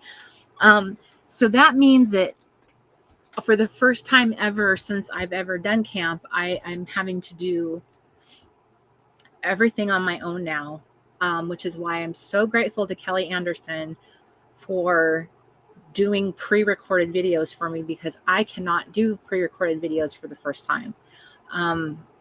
In the past, I have done camps where I've done all my workshops live streamed. So there's been a time I've done it before, but to not be able to do pre-recorded videos, that's rough. So Kelly, thank you so much for helping me. I really, really appreciate it. And you've always been a wonderful contributor to camp. The last 3 camps, I think, at least 2, maybe 3, you have contributed workshops to camp, and they've been wonderful. So it's a blessing, and you're so much craftier. So I love it. So it's going to be wonderful to see your contributions. So what I have decided to do is, I've had to streamline everything. And so what I'm going to do is release camp on Mighty Networks, on its own separate Mighty Networks. So it's not going to share the Clubhouse. It's going to be separate. We are paying for a separate little platform. So if you are in the Clubhouse, you will toggle to a separate platform. If you join camp, the retreat, you will toggle over to that one, so that you will not be combined, and it won't be confusing that way. They will be separate spaces. I wanted that on purpose. I wanted them to be separate so that it would feel like, its own separate experience. Because I'm having to do all of this on my own, I fear for myself about getting through all of it. So I've had to make very difficult decisions in changing the format of camp and making decisions about it that I've never had to do before. So I've made 2 decisions that have been the hardest decisions I feel like in the history of doing camp. So the first decision is changing the format of camp. The second is changing my pricing. And when I tell you this, please know that this like literally makes me sick. I've had people tell me this for years, that I underprice camp. And I have treated my business like a ministry instead of a business. And this has been a huge problem. And one of the reasons why my husband is now working outside of the home, because I have not treated my business like a business. So I have to start making different decisions and be a business person. So that, please know, it's a very hard decision. Okay. I don't take that lightly. But I don't want to go into a lot of detail about that, because I haven't made final decisions on things yet. I'm still trying to figure that out. But what I can say is this: I always think about other people, and I always want to make what I do as accessible as I can. So one thing I did discover is Mighty Networks does allow, they allow sellers to offer an installment payment or like a split payment. So like whatever I offer it as, I'm allowed to say you can pay for it in 2 payments. So that's very nice. I don't really see that very often, anyone ever offering that option, but that's something I'm willing to do because as a lot of you know, I was a single mom for most of my adult life, and there was many things I could not afford to do in life. So I tend to think about that a lot when I make my decisions. Probably not, again, not the best way to think about things, but it is what it is. So that is something I am going to do. So there's that. But I just recently paid for a workshop that was 2 hours long and it was $100. So those of you who've been attending camp know that I probably average 25 to 30 hours worth of workshop time, like live stream time, on top of pre-recorded videos. And I've been charging $35 to $45 for Camp Reset. So that's including all of the printables. So we can agree, I hope, that I have been very much undercharging for camp for years. And I would like to continue offering a camp-ish experience. What I would like to do is offer a smaller footprint of like a retreat, which is what I'm about to talk about, but offer them like in a smaller format, in a smaller way, like maybe once a quarter. And so that I don't need to, put many hours into the experience itself, so that, it doesn't have to be as grand, and therefore I can bring everything down to be more manageable. In terms of like budget, all of it. So I think that is really, I want it to be sustainable. I have learned a lot, so much in this process, girls. I really have. I have learned so much. There's so many things that I forgot about what camp is like when I do it, and how much it it just consumes me. And I learned that about myself again. I forgot that because I took off last year. I didn't do it. I was too overwhelmed last year with everything I was going through. Last year was horrible. So this year, doing it again, I was like, wow, I forgot. I forgot what Cori is like on camp. It's a lot. It's a lot because my standards are so high. They're so high, what I want to deliver. And when I can't deliver it, I'm crushed. So I need to find a way, because you guys don't have like your standards and what your expectations are not as high as what mine are. I don't think, like, if I really brought it down and I delivered half of what, and half of what I wanted to, I think you guys would still be really, I honestly do. I believe that I would still make you happy. It's just that I'm such an overachiever. But the thing is, I can't stay at this level and then continue to do everything else, because I have a membership and I have not been able to deliver. I haven't been able to do anything like participate in my own membership. And I like, that bothers me. So I've learned a lot here. This isn't sustainable, and I can't do this type of camp and still do a membership and still do any of the other wonderful projects I want to do. So having said all that, I'm going to do a Camp Reset retreat. So how it's going to work is I am going to do all of my workshops in one weekend. So you are going to have, it's going to kick off. So you're going to have access. It's going to kick off on July 25th. You're going to have a full week before the retreat to go into the platform, to watch some of Kelly's pre-recorded videos, to prep your little scrapbook scout, to get access to the printables, to start, getting ready, getting printed, doing all of that little fun stuff that I normally, do like normal. Camp is not live or anything like that. You are just getting access so that you can get yourself ready. And then the weekend begins August 1st through August 3rd. And during that weekend, I will be doing back-to-back workshops. So I will do on Friday night. I will do 3. These are approximations. I'm just going to say that. So I think there's like 3 on Saturday, and then I do a big one on Sunday.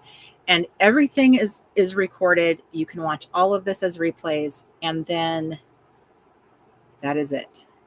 And everything on the platform, all of the other badges, there's like lots of badges. There's 9 badges to earn. The other badges have resources. There's other things to watch. There's other things to do. You have your playlists. You have Pinterest boards. Everything else that I normally do in camp is all there. The camp is all built out. You have a full month to work on your project, to interact, to come in and post your pictures. I will be doing the same thing. I will be participating. I will be doing check-ins. There is 2 ways to join camp.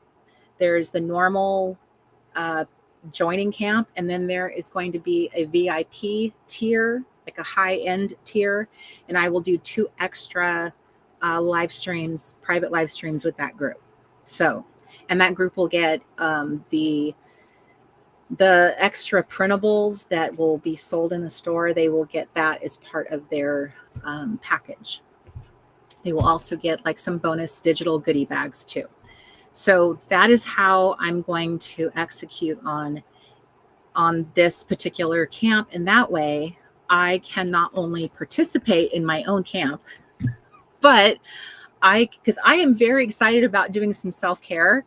I've bought myself a picnic blanket. I've bought myself like a lunch tray to do like the lunch tray. I have a lunch lady lessons badge. I am very excited to do my own camp for the very first time.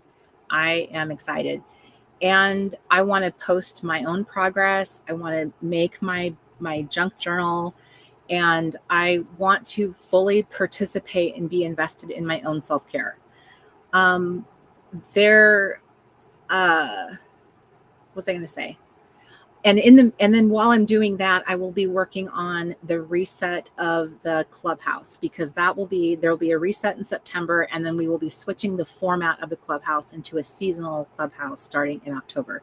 So I will need to be working on that. So with that change coming, I need to kind of be present working for that. So that is a lot of change. That's a lot of stuff I got to be working on for that. So I am pushing back the launch of camp to the end of the month to give me some time to get it built on Mighty Networks. I will be doing all the live streaming on this new platform we're using. And then what will happen is, if you are in the clubhouse, I will be giving the Explorer level will get a discount code to camp. And all campers who attend camp will also get a discount for purchasing the lifetime access if you wish to. If you decide, hey, I really loved all of that, that was so fun. I'm going to be building, when I get like past all this, I'll be building the lifetime version on Teachery. There is no way I can do that and do camp. I tried. I just can't get it all done at the same time. But if I'm given a little bit more time, I can get that built there. And then everybody who attended will get a discount to buy it there. And I will put some new content in there too, to make it feel a little fresher. And I think it will be wonderful, actually. When I get that, I'm going to be so in the saddle, because then I will be putting together more of these smaller experiences and things that you can do on your own, like these bigger events that are more community and they're date driven. They are the ones that are, they're much more harder to do, execute, because they're so deadline driven.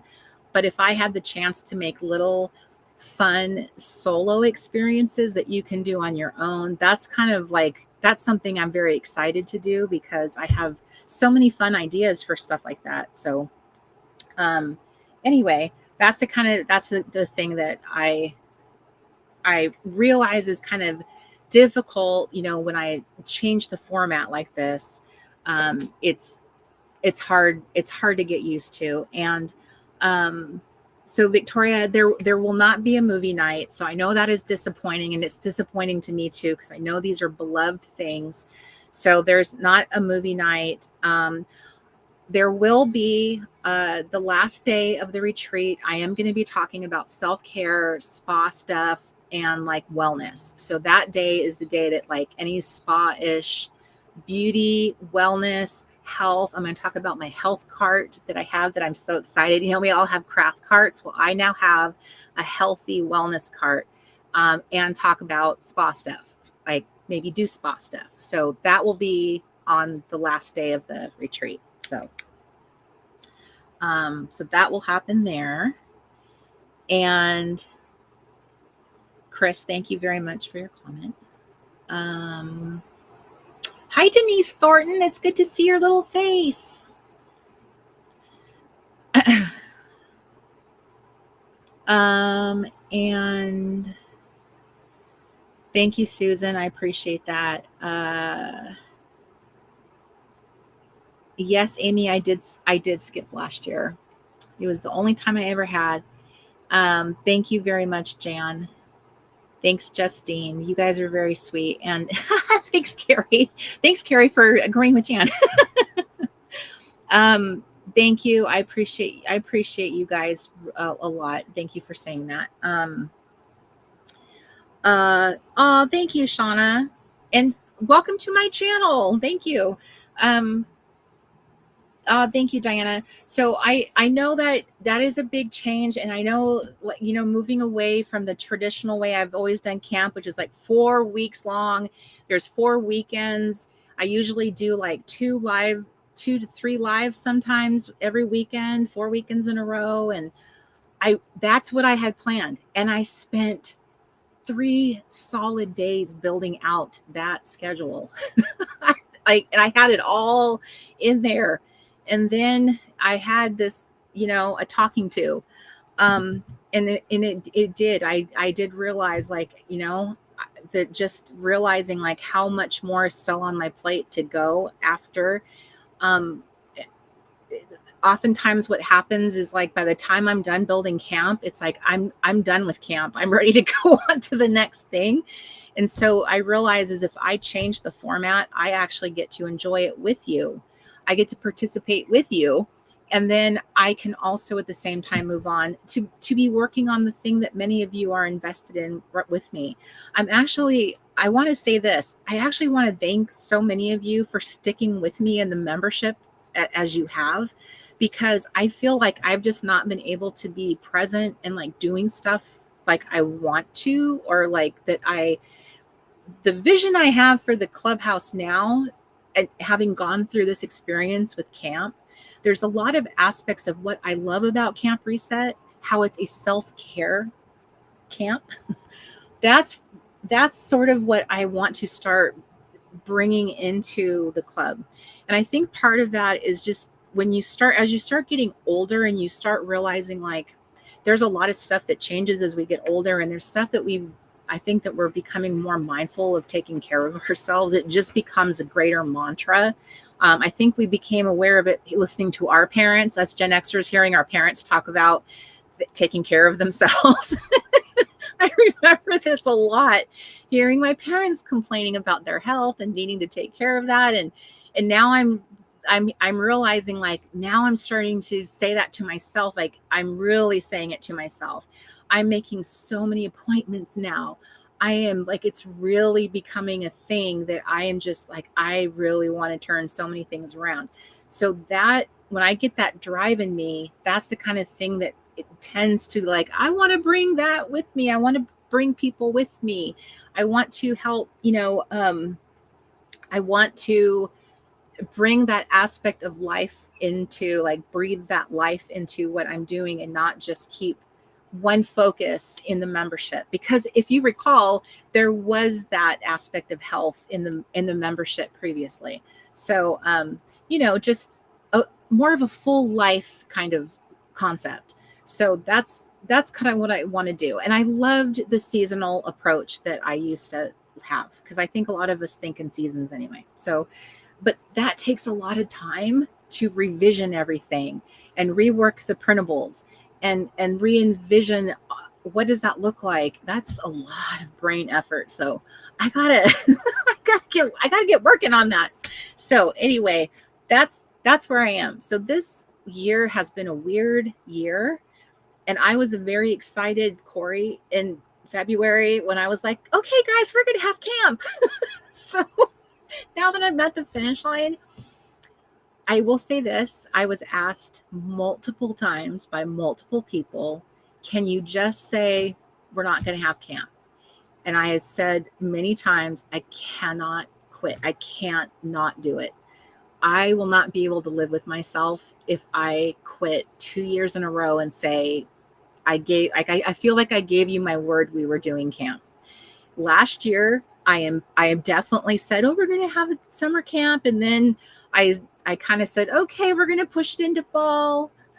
And then we didn't do it because I couldn't. I just couldn't. I couldn't execute. I couldn't do it. So I can't do that again. I just can't. I cannot. I just feel like that would be so wrong. So quitting's not an option. I said, no matter what it takes, we're having camp.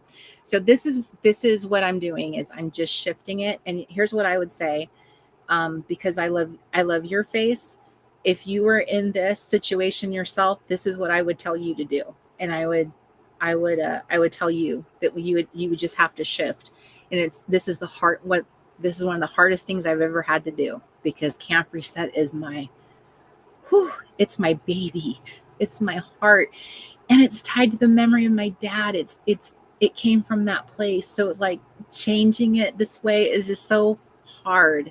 But, and it's tied to a million good memories of so many of you, and all of the fun and the laughing and all of the fun things that we've done and the crazy things that have happened, the fire alarm, my map catching on fire, the crazy otters spa mask, Jolene's in the trunk. I mean, there's so many inside jokes we have from camp, but ultimately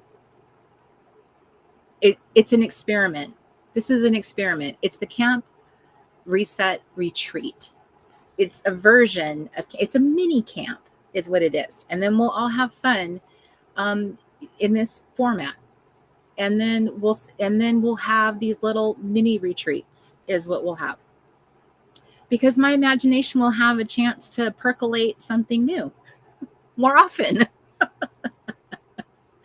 So anyway, well, hello, the Sassy Cajun. I love that name. That's adorable. Hi, Trisha Dillard. Oh my gosh. How are you? I am so happy to see your little face. I hope you and Ken are having a wonderful time. And were you in Vallejo? It starts with the V. I can't remember. You're Vacaville? I'm so happy to see you. Thank you, Victoria. That's very sweet. So I appreciate all the support. Thank you so much. And I'm sorry to disappoint those of you who are just too kind who are disappointed and you're too kind to, not say anything. I am sorry. I know that I am disappointing people that of course you have the expectation that camp would look like camp, because how could you not? And I'm saying something that's like womp womp.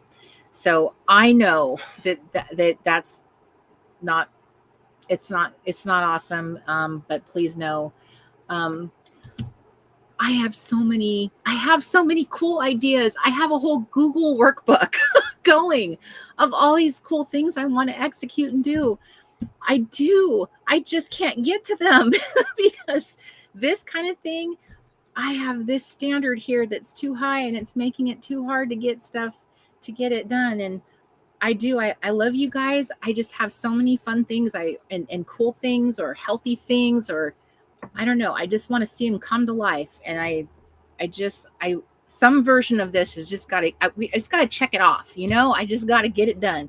So it's not the camp of my dreams. It's not what I wanted to do. I will be honest, but it's getting done.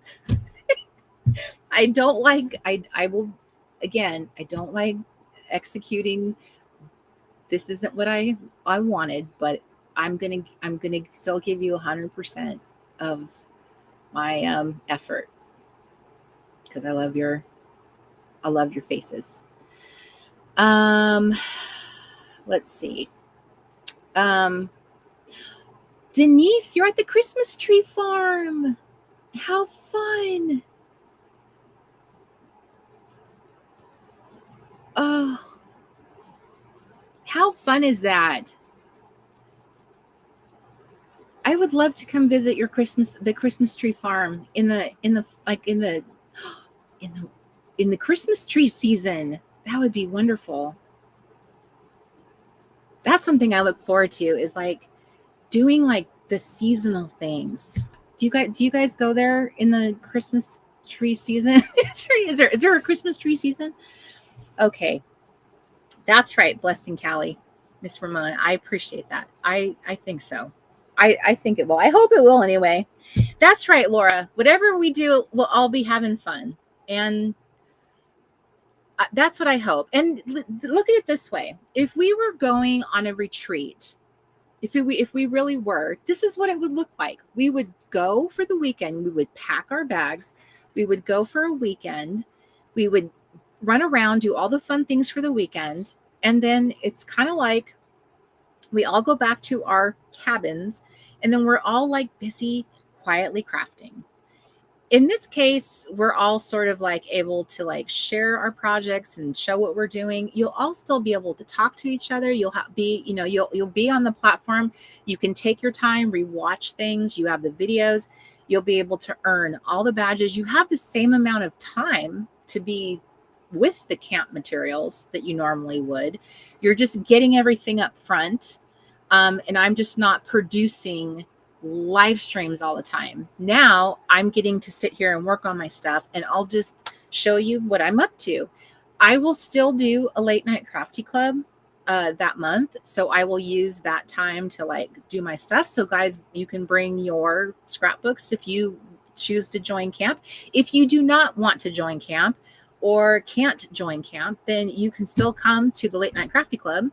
So you'll still have the opportunity to join 2 of the Late Night Crafty Clubs, because I will be kicking it off during a Late Night Crafty Club. So the first night, and then I will have a mid-month Late Night Crafty Club where I'll be working on my scrapbook. So that'll be 2 opportunities for public crafting together. See? And if you're in the clubhouse, I'm also going to have the normal tea party that I normally do with the explorers. So that's another chance for us to gather and talk about, self-care stuff. So there'll be a couple extra little things in there. So it'll all work out. And then what I would personally love to do something in the fall, and I would love to do some kind of goal getting January kickoff thing. So these are just things that I need time to make into being, you know what I mean? And all of that takes time to do. Thank you, Lee. I just love when you guys are enthused. You're really the best. I really don't deserve you. I really don't deserve you girls. So thank you, Kathleen. Oh goodness. The Sassy Cajun says, please pray for the people hurt in the floods in the hill country, Texas. I didn't know there was flooding in the summertime. Is it flood season? There's 23 children missing from the summer camp. My goodness. Yes, everyone pray, pray, pray. I'm very ignorant of the flooding seasons, like hurricane seasons, being up here in this part of the country in California. I generally am completely out of the loop of how all of that works. I'm so sorry to hear that. It's terrible. So I really appreciate all of your enthusiasm and also your understanding. So thank you, Deb. That's very sweet. That's so sweet. As much as we love camp, we love you more. We want you to be able to do what you need and look after you. Thank you. This has This has been incredibly stressful. This has been really hard. I wake up every morning just like, I just feel like this, I have really felt really bad that I have just not been able to, whatever magic I was able to do in the past when it came to this, this has really kicked my little tushy. I have just not been able to master this stuff fast enough to get it all together. Everything has just conspired. But we shall camp, ladies. Trisha, okay. Elk Grove. Why did I think it was with a V? Hi, Erica. She's watching me from her little camper life over there in Eastern Washington. Is it dry over there? You know what? I am so grateful. It is so mild today in terms of like the heat. I just have a fan on. It's like, I am so grateful. Can I just tell you girls how grateful I am after being in the 110, on average 110 degrees day after day after day last year. I'm so grateful to be here in Washington. This has been so mild. I feel like it's just heaven. I'm so happy. Carrie, I'm so sorry. My sweet cousin. If I could just bottle it up and send it to you, I would. It's been wonderful. Hi, Miss Wanda Bradford. Happy to see your little face. Hello, AA. Oh, Robin, I didn't know that you were in Spokane. Deb Gilgore, you're so sweet. Thank you. Oh, Michelle, are you in Western Washington? Oh, Michelle, I thought you meant Eastern Washington. I'm like, are you over there too today? Oh my goodness. All right. Michelle, as soon as I get past all this craziness, I was just thinking about you last night. We need to get together, see each other's faces, give each other a hug. I have literally not seen you in years now. Oh, I need to see your little face, my sweet friend. I just literally got that confused. I was like, what is she doing in Eastern Washington? I'm watching. It literally says that. Western. I don't even know. I'm going to go get my estrogen check, girls. This is another thing. I don't even. I'm a mess. Do not allow me to take you on a hike, a Camp Reset hike. I will probably get you lost. We'll end up in a ditch. Okay. All right. That was our camp brief. Okay. So the thing that I'm going to need to do. Okay. So let me just give you the next piece of information. I am going to, because it's on Mighty Networks, they allow you to build a sales page there. But what happens is once the sales page is built, if you obviously click, yes, I want to purchase this, you have immediate access. So Mark and I need to figure out a way that a person doesn't have access to everything, but they just like, what happens? We don't really know it's tricky using Mighty Networks for this one thing is I need a sales page that gives you information, but doesn't allow you to get access to the thing. And the sales page is the tricky thing, girls. It's the tricky thing. This is the part where a lot of you need to know the details, but that's the thing is like, what do I build that on? And I don't know how to build anything. So that's where we're stuck. So I might need to do it in an email. I need to spell out all the information for you. So I will be doing that very soon. I would love to do it on my network so it just saves time. But know that there's going to be 2 tiers of joining the retreat, and that I will I will allow for splitting up the payment into two payments, so that that at least gives you the opportunity to not have to pay it all up front. Because I definitely want to be able to do that at the very minimum. And if you are an explorer in the clubhouse, I will make sure that you get a discount code for your retreat, because I want to reward loyalty and sticking with me. And I think that's that would be really nice. So I will do that. So I will be circling back to this topic very quickly, because I know that I want to give as much time as possible. That was the whole reason why I pushed it back, so that there was more time for you to have the details and know. But just know that it's going to be August 1st through the 3rd. That will be the actual retreat weekend. And I'm not going to move it again. That's it. And it's going to be a live weekend. Replays available for the entire month after, but that's going to be the weekend. Okay, so let us... Bonnie says it's 80 degrees in Dallas. Definitely not usual for the 4th of July. That does not sound usual. That's nice. Hi, Jennifer Quigg. She says the first year I did it, I had such a blast at camp. I am so glad to hear that.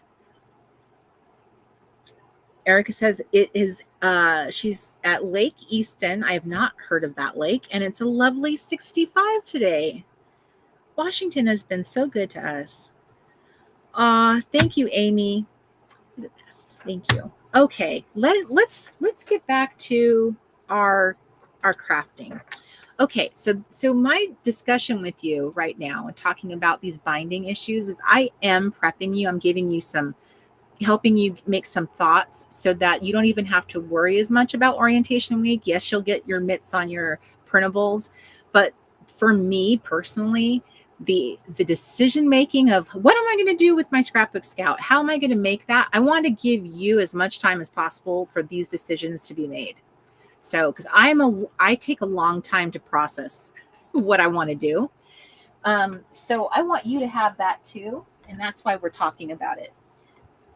Also, I just looked this. Can I just share with you this? I don't see the 2017, but I just looked down, and this was in my bin. So this is 2018's camp, and this was not this. Okay, hang on, not this. This is the 2018 book that I made. I made this for camp. Do you guys remember this? I am so proud of this. I made this whole book. And this is almost what I was going to redo for this camp. And if I had done this, it probably would have been so much easier. But this was the format that it was in. See, that was a 6-week camp. They're not always the same. Sometimes they're 6, sometimes they've been 5. I don't know if any one of them has ever been 4. But this one was really cool. It had art journaling pages. It had a Pinterest library. It was this one was fun. It had listing pages in it. So this was a time where we didn't have a junk journal.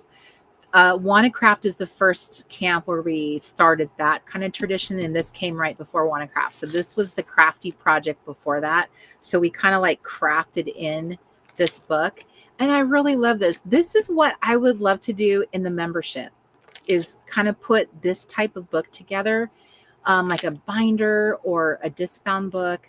I want to have this where we have like, here's my kind of like roadmap or my vision for the year of like, how I want to take care of myself, and whatever that looks for yourself. I like looking at stuff like this. It makes me feel healthy even looking at it. I'm very visual.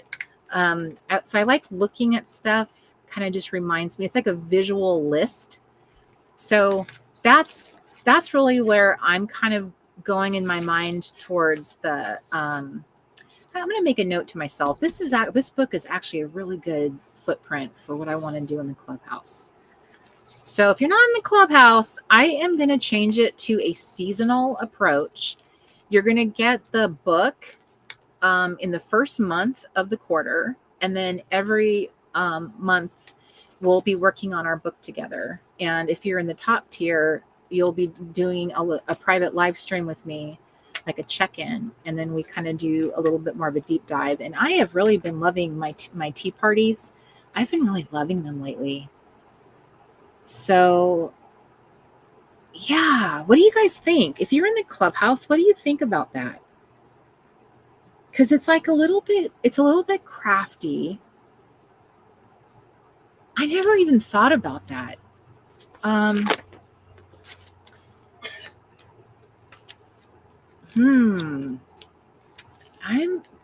think that would be kind of cool. So I think this is why I hold on to everything in a bin, and I revisit my own work, and I see, because look, this is your first, like, week 1, setting yourself up. So I had a currently square. This was a journaling square, your gratitude, and then your self-care wins. And when you think about it, this is kind of like what I like. My self-care plan, aha moments, my mood. I don't know. I'm kind of thinking this might really.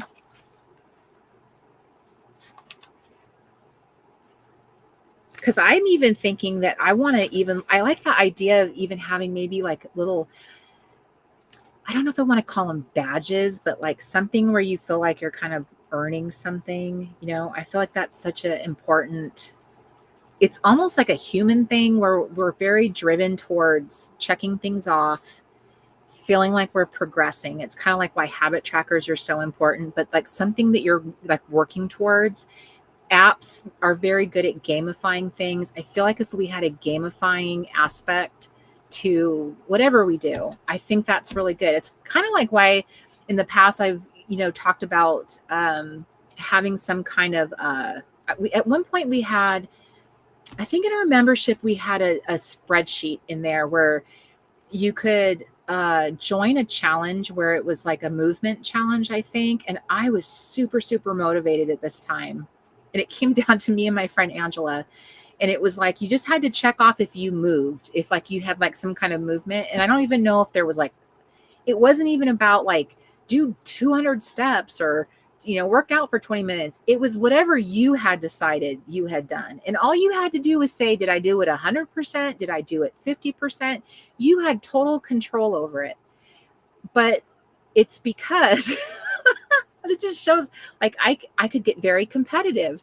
And because my friend Angela kept clocking it at 100% of whatever her goal was, I never even asked her. I wanted to hit 100% too.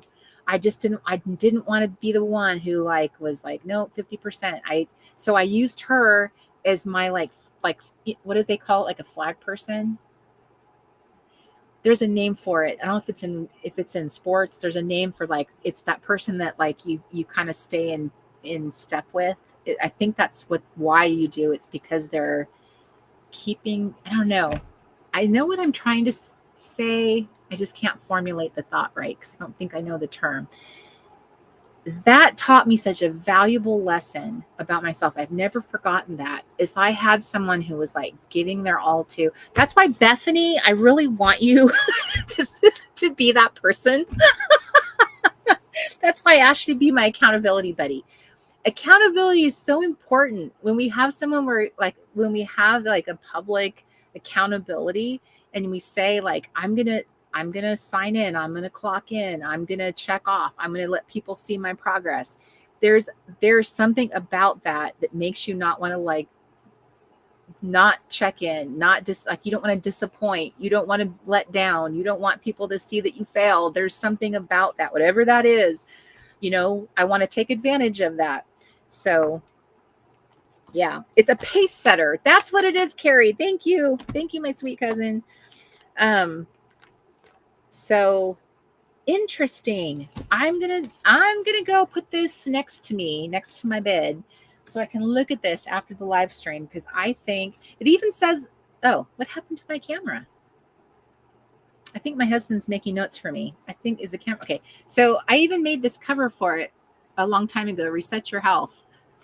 But when I say the word health, I think that makes all of us think of like physical health. And I definitely think this is way more holistic. I want us to think of it as like a whole, it's like it's just you. It's like not just your physical health, but it's like the systems in your life, you know? Like, do you feel good about the organization in your home? Is that making your life easier? Do you have, is there like areas of your life you want to tighten up, make better? Is there like, so do you have like a list of like projects or tasks that you want to, keep an eye on? Are there areas that you want to work on? I want to make a tracker of things like, I want people to say like, here's something I want to research this month. We should all be trying to like think about, this is something I was thinking, because I was reading about how as we get older, one of the things that helps you in your cognitive health is learning. Learning is a really integral part to staying sharp. And so I was also have been being sort of like being mentored in my business. And one of the things that I've been learning there is about this particular person is very big on, when you learn to solve your own problems, that becomes that solution becomes something that becomes a product. It becomes a workshop. It becomes the thing that you can speak on passionately because it worked for you. It helped you. And that becomes something that your business, that becomes a byproduct of your business, or your business becomes a byproduct. I don't know if I just said that wrong. Anyway, and so it made me realize like all of these this little list of things, like I want to create this printable book. And the more I keep thinking about all these things that I want to learn to correct or fix, not fix, but like there's certain things I want to learn because I'm really interested in like correcting certain things about my health, about my sleep. And it made me realize is like, I need to become run a diagnostic on myself. Like there are certain things like we can, kind of like drill down on it and like fix ourselves with, like, especially like sleep, or, something about like a way that you're eating could improve, or like, maybe you need to, like, you're having knee pain. And so like you want to set out on a little research journey of like, well, what are the causes of knee pain? How could I solve that? So it becomes like this little research project, but where do you store that? Where do you keep track of that? And that becomes part of your little manual, your little thing that you're doing. It's like a little research project. And to me, that just sounds like so cool, is like, it becomes part of this book, this binder, whatever this is, that all of us, in one way or another, we're all sort of trying to figure out things about ourselves. I mean, whether it's physical or mental or spiritual, emotional, all these little, little things, quirks, things that sometimes you can't live with anymore. It's like, I just need to fix that. Sometimes sleep can be a big thing. And sometimes you have to get to the root of it. Sometimes you can't just pop a pill. Sometimes you have to like figure it out. And so that might take I need to sit down and I need to start researching. I need to spend time with Chat GPT. I need to watch some videos. And so that becomes a little research project. And if you wanted to, you could give yourself a project every month to tackle a new little thing and become your own advocate, your own little researcher to like solve a little problem within yourself or your life. And I love this idea. Ever since like she kind of introduced that to me. There's things in my business that I, could be a little problem solver for. So it's stuff like that I just kind of go, I just love the sound of that. And I would love to introduce that idea and like, kind of think about, instead of just accepting certain things about your life or yourself, you could kind of go, I don't have to accept the fact that I get really bad sleep and then it makes me feel like I'm just dragging myself through my life, and it makes me cranky. And there's a lot of kind of awful things that happens when you don't get good sleep. There really is. It has a really detrimental effect on your life. And so that's something you can correct and spend time, doing that. So I was just thinking that that could be a cool project. Yes, Michelle Tolley, a whole life reset. It takes care of like some of the, like your physical needs is like you need to be rested, because being rested solves a lot of like your body's physiological needs are important. So yeah, it's just interesting.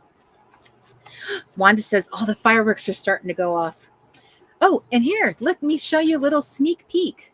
Those are this year's little badges. Okay.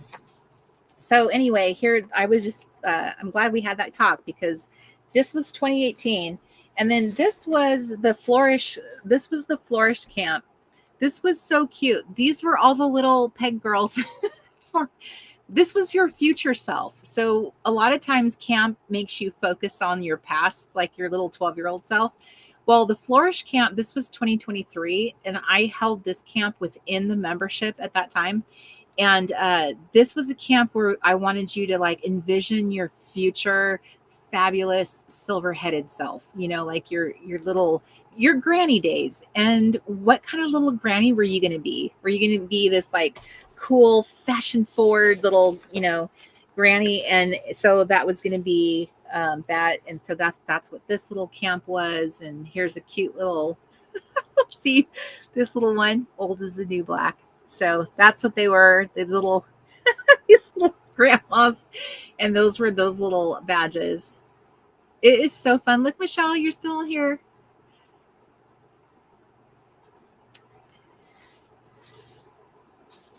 And there's Iris. She was a big inspiration for this camp. And then she passed away the following year. That was so interesting that she was my muse, right? A year before she died. So yeah, this was such an interesting camp. It's cool. I mean that this one I'll definitely have to release in the in Teachery, because so many people did not get to do this particular camp because of how it was done. Okay, so let us get back to those of you who asked me about what I thought I would do as my particular junk journal. I was leaning back towards loose rings and like doing the, a big thick one. I was starting to get really excited to do that. And now I'm starting to go, maybe I'm going to go do an album. I got this album from, I think this is Allie Edwards.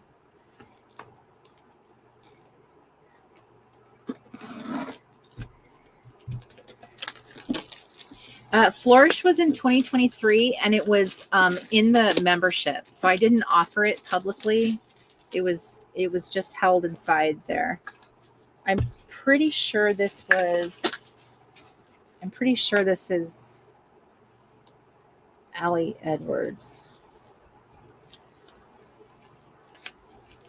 It has a lot of pages inside of it. So this one came with a bunch of pocket pages, and her album, instead of just being 2 rings like the other one is a Simple Stories. This one is 3 and 3. That's kind of an unusual for a photo album. I don't know. I don't know that this is, I think this might be the only one I've ever gotten from her, is just this one. Yeah, so maybe I'm wrong on that, but that feels a little overkill to me. But anyway, this is what I have. So when I designed these, I designed this one for this. I thought it would look the best on here.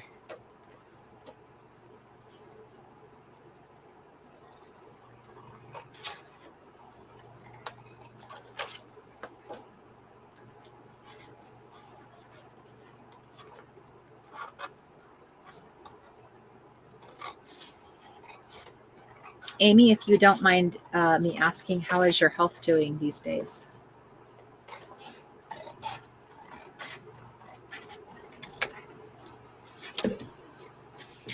Right, Wanda? She says it looks like something from the 70s. I agree. It definitely has a very vintage soul to it.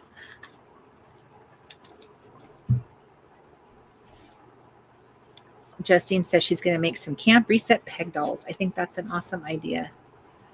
So I picked out this this pattern, which is one of my favorite patterns. This pattern's actually from Girl Friday. And I added it to this collection because I thought it would look so good with this pattern. So I made that one for me. So I love the way that looks.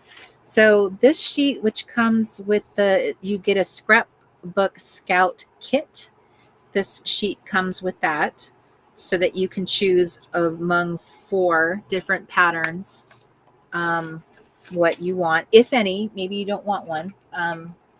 If you wanted to make like a little title card on yours. If not there, you could also put it on the inside like so. Or you could put it on the inside, like make a little title sheet here and then put it on that. So what I was thinking I would do is like start cutting up some paper. This is a pretty substantial album. So I'm used to like these type of albums. Does this feel the same? This album is an American Crafts album. And then I have the Simple Stories. So this is, I really like just the little single one like that. I don't love this. Part of the reason why I don't love this is because of how much punching that's going to be. I don't love that. And I don't have a punch that has a 6-hole like that either. I used to a long time ago, the little planner punches. I don't know if that's equivalent to it, but it's okay. I shall persevere. So what I tend to do when I'm in this situation is one of the things I'll make is a template for punching so that if I add any other papers to it, I'll know exactly where I need to punch. So that's one of the pieces I'll make. So Bright Bonnie, she says, Girl Friday, such an awesome collection. I agree. That was the first collection I got to that I art directed, and I absolutely love that one. That one was my heart. That was my whole brand is Girl Friday. Amy says, I'm doing great. Yay! Getting my strength back and starting to finally lose weight. First follow-up mammogram is August 1st, so I'm very nervous. Prayers, please, but thank you so much for asking. Amy has fought the good breast cancer fight, so I'm really, really happy that you were successful.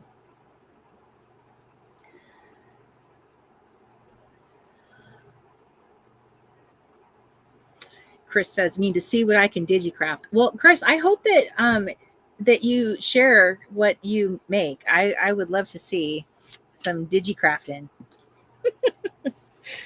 I would. Okay, so what am I doing here? So what my thoughts were in with the prepping situation, the next thing on my list I wanted to talk to you about is after you've kind of made your decision about like what your format is going to be, whether you're going with rings, whether you're going with ring bound, sometimes that can, if you're going loose rings, you obviously have to make a decision about the size of your book because you're the one that's going to have freedom. With loose rings, you call the shots. You know, what size are you going to go with? Are you going to go with a little small size? Are you going big? This is more of like the 7x9. And this is like the 5x6, you know, so that's your call. You can also gauge it by the pocket. Like I did this based on the little pocket pages, the little mini ones. So I wanted those to fit in here, and that's what I based them is like exactly the size. So I cut everything based on them so that they would fit in here. So, because I love me some pocket pages. So they were kind of the star of the show, and everything needed to fit accordingly. So if you are a pocket page girl, that might be how you decide, you want to build your little project around. Because pocket pages, they do make things very, very easy. They do, in my opinion, they do a lot of heavy lifting because they are a container. You just have to cut a square of something and slip it in, So like to me, that they do a lot of the work. They make it really easy to do crafting. So if you just need something that's a little simpler, the pocket pages are fabulous. You can just do some pre-cut paper and be much more prepared to get your project done. And I'm gonna keep talking you through the steps of getting prepped. I'm gonna keep on going. So here's like a vellum bag that I also used here, and then I pasted a picture on it and I put a bag in it. So scrapbook paper. So like, adding the different textures, that's always fun. Here's a little page that never got used. Let's get that up here. I don't want to waste a page.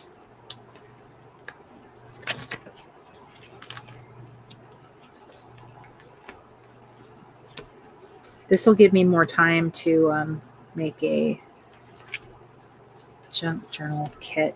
I did buy some products so I could offer physical kits. I have a small amount of product to make physical. I would love to be able to offer some physical kits. That would be so cool. Okay, so that's one of my suggestions, is that if you're doing loose rings, that you also think about how big do I want to make it. Obviously, if you're going the ring bound type of album, that's going to be sort of dictated for you. Obviously, this type of album, this is the 6x8. Thank you, Diana. This is going to be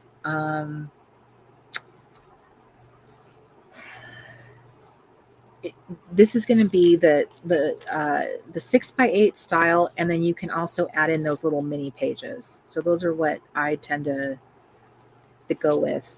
In addition to the ones you find on Amazon, you can also look for Ali Edwards sells the pocket pages.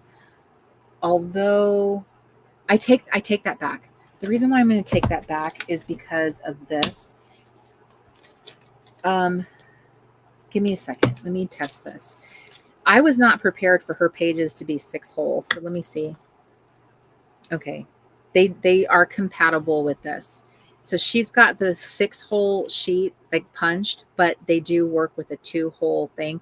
You do have to be cognizant that some companies like having their own what is it called when they make something just specific to them. And I can't stand when companies do that. I think that's so unfair to the consumer. So Ali Edwards her pages appear to work with other companies here. You can check with Ali Edwards. Studio Calico is another company that you could go directly to, and scrapbook.com. So if you are striking out on Amazon, Mark did put Ali Edwards. So try scrapbook.com and Studio Calico.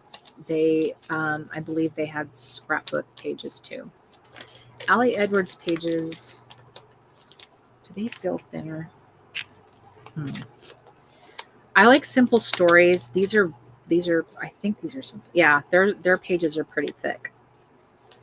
They have very thick plastic. These are thinner. I don't know. I honestly don't know if that matters though. Maybe thick plastic isn't a bonus. I'm not sure. Okay. So, like I said, the thing that is kind of fun about a ring bound is you have a lot of protection, And then you can also make it fun with adding the extra papers. So you have the ability to add accessories in here with this type. So you don't have to cut covers. You don't have to make any covers. You already have the covers with your ring bound options.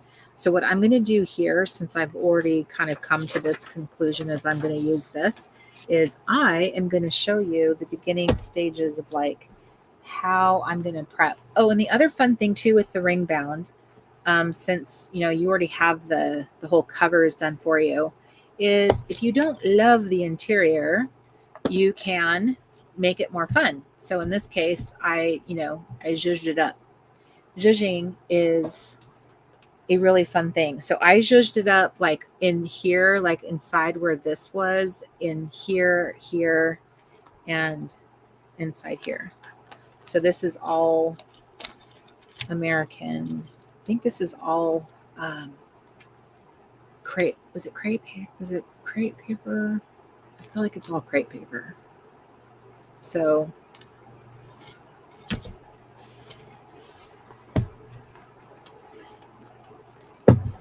if I was going with this one,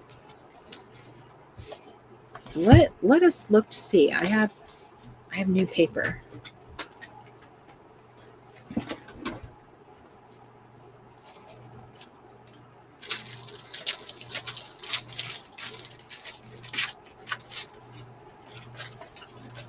Okay, so let me grab some of my new stuff.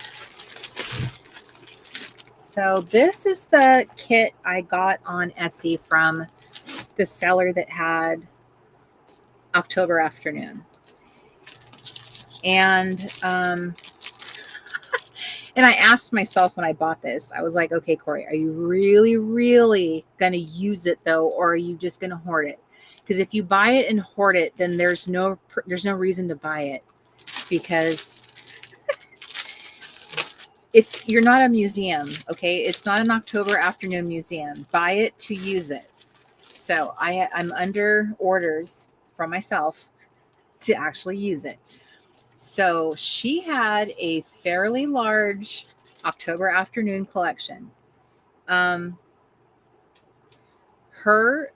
Etsy seller name is Present Past Treasures. Present Past Treasures. Okay, so I got this sheet, that sheet, because those colors are delicious. And this sheet, I have that. This goes with the Saturday morning collection. So the Saturday mornings right there. So this goes with one of the papers I have, and I was just so cute. I feel like this would look so cute in like a camp. So I would snip this up and use it. Look how cute that is. Oh, that's adorable. Okay. I think I need to use this for camp. Okay. I'll cut it up. Oh no, I'm going to sound like I'm a little squirrel. Denise says, pish posh, I totally have an October Afternoon museum. And then look at this. I never saw this collection midway. This is adorable. Look at these pictures. These are ridiculous cute, because they're kind of goofy. And I've not like seen some of these little kind of goofy pictures before. So October Afternoon was like ahead of the game. So cute. Look at this guy with his little dog. This is adorable. So anywho, 2012 is this one, 2012. And then look how delicious that is. Pink and orange, my favorite colors. So have to have that one. And then this, which is so yummy and delightful.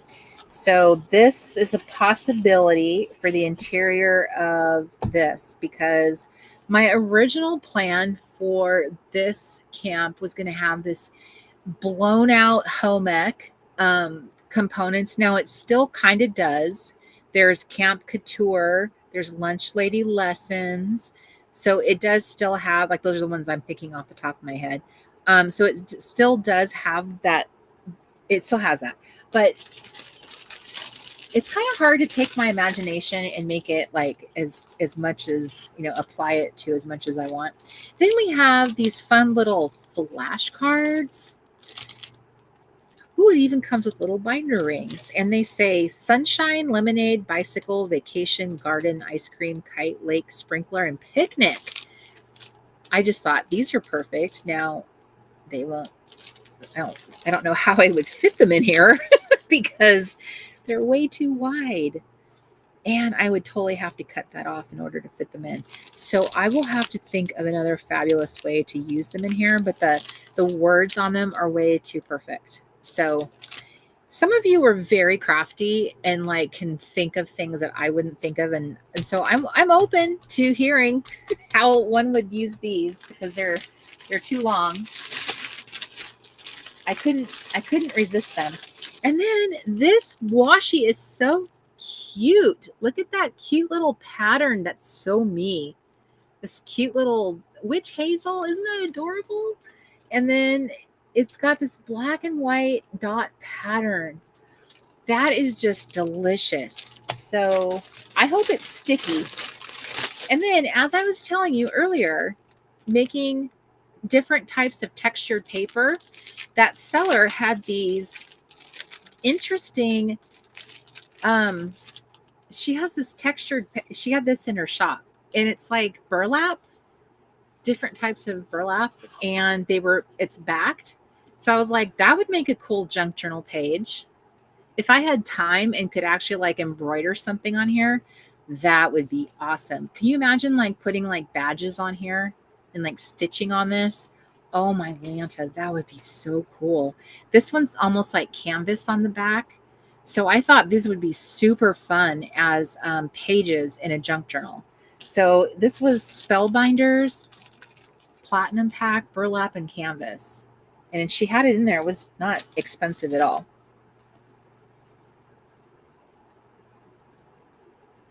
Oh, Janice, you're so funny. I don't know if I want lessons from the lunch lady. This is a glow up. The lunch lady's had a glow up. In this case, you're the lunch lady and you are making very bougie, healthy little snacks. And look, I'll even show you.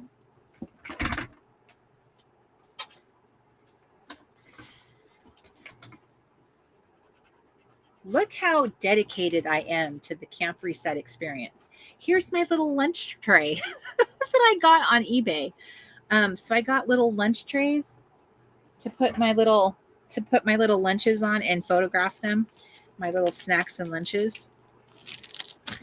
I'm in it to win it. And then I got this little washi tape. It's a 9 to 5. It's a little date washi. So I got that one. So these are for camp. And then these ones are from the thrift shop collection, and they're these ones here. They look like that. They look like they're supposed to be like journal cards, and they look the size of journal cards, and they look like they were fun. So like adding extra little ephemeras and goodies. And then I got the matching thrift shop stickers. The color palette is not exactly me, but I love the words and stuff, so I will live with that. I'll try and just use what I can.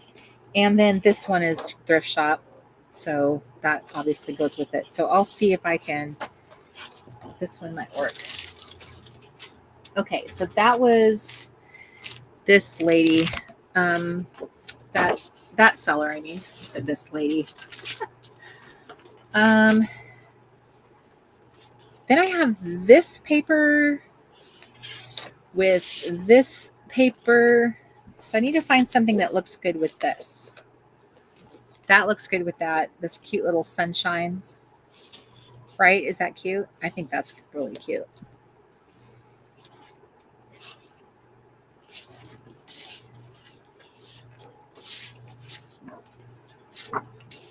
Sometimes I get paper and I really think it's going to look a certain way when I get it. And then when I get it home, I get it in my hand. I'm like, that's not the way I thought it was going to look.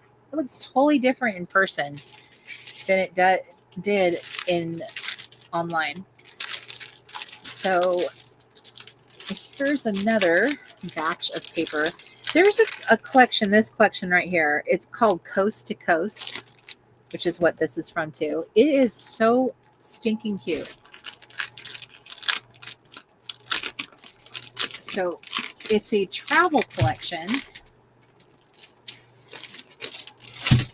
So I got these big pieces. This looks so much like the camp plaid that I'm using.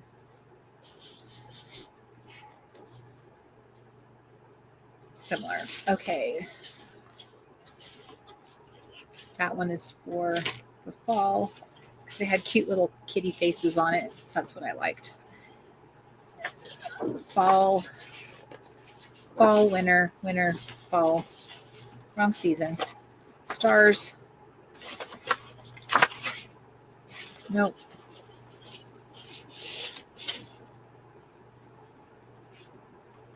Nope. That's not what I wanted. I thought these were neat. Aren't those cool?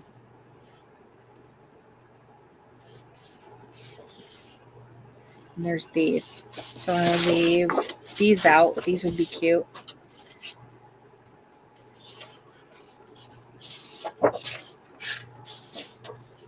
And then these were something I thought was cute too. They don't really, fit into the theme. Like the style is different, but I just thought like if I ever made some kind of outdoorsy thing.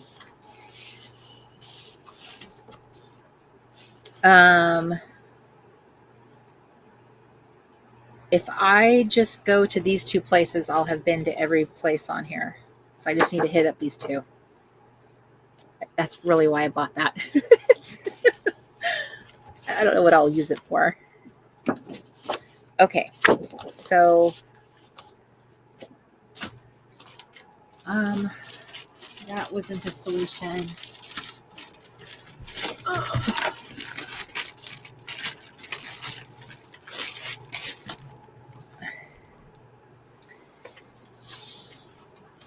So this chunk of paper, some of these papers I bought for projects for other people. They're not for me. There's two collections out right now by, is it Maggie? That are very like 70s. They're very, very flower, like groovy, which I don't know is the right. Ooh.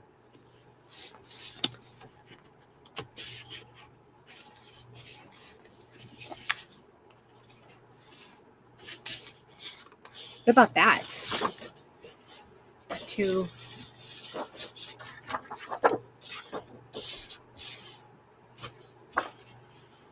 I don't know.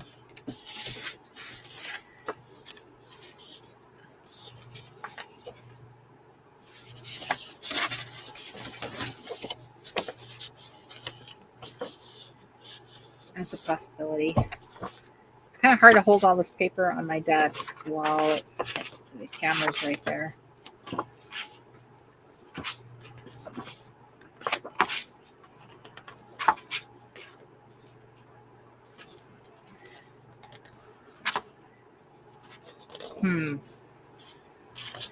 Some of this paper is crazy in person. It looks different when it's on, when you're looking at it on your little phone. Here's some watermelon. That's very summery.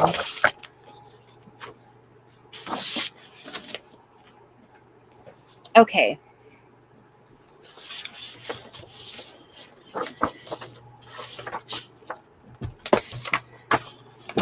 What? So there's this. There's that. That's not the right paper.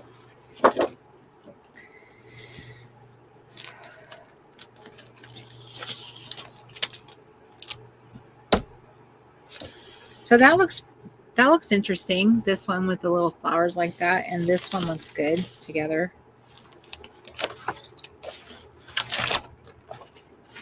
Does it look good with that? Yes, Lee, I think some of this is from that. There's Flower Child, and then I think you're right. I think I couldn't think of the name, and you are correct. That is the name. I think some of it is. Yeah, here's a groovy darling. This reminded me of like wallpaper. The wallpaper that maybe some of us had.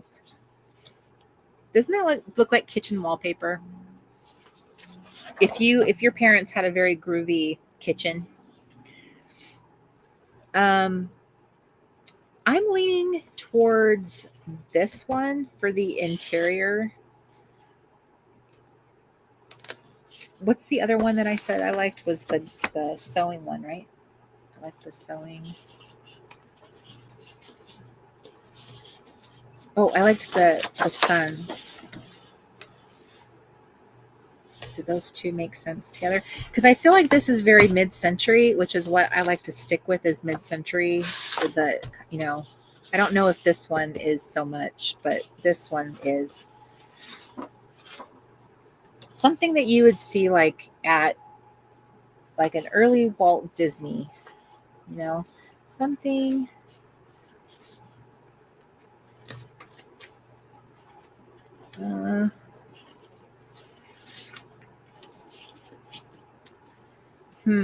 Okay, so if I had this, that would not look good together. That does not look good together. Okay, so here's another thing that I got that I thought was really neat was this one right here, this Obed Marshall, because he has this brand. I assume it's a man. If I'm wrong on that, please correct me. This collection is so bright and cheerful. It's not really exactly my style, but I could see putting happy things. Like if you want to go like really cheerful and happy in your junk journal, there's like, you could go this way. Like there's this one I like a lot. This reminds me of It's a Small World After All. I feel like I'm going through the ride at Disneyland on that one. Okay, so it's a small world after all. Okay, it's a small world after all. Just more and more of a pile I am building here. Here's ephemera. Gotta have that. I got little plastic envelopes to store stuff. Here's Coast to Coast in the small format. Because when you have a junk journal, I really, really recommend doing these small pads. I agree, Rebecca. I definitely think going through your own stash is definitely the way to go. I did that. I went through my stuff. I cleaned out all my papers. I wanted to find, I wanted to like refresh. I've been using the same papers in my junk journals the entire time I've been doing camp. I think 3 years ago, I got some paper, like some fresh paper. So I decided this year I was going to get some new stuff. I love the papers I use all the time. Don't get me wrong. I do. But I always encourage you girls to use, go through your stash, use what you have for sure. I think that's very wise. But I just decided this year that I wanted to. That's so pretty. I love the color palette here on this page. Be right back. I'm on vacation. I'm at camp. So, like if you wanted to, look, you could punch that whole page and then just stick it in this thing and just put a whole page in there if you wanted to. You could glue 2 pages back to back and just like cut off this top here, glue them back to back, and like that would be so simple. You wouldn't even have to cut any paper. You could just use these.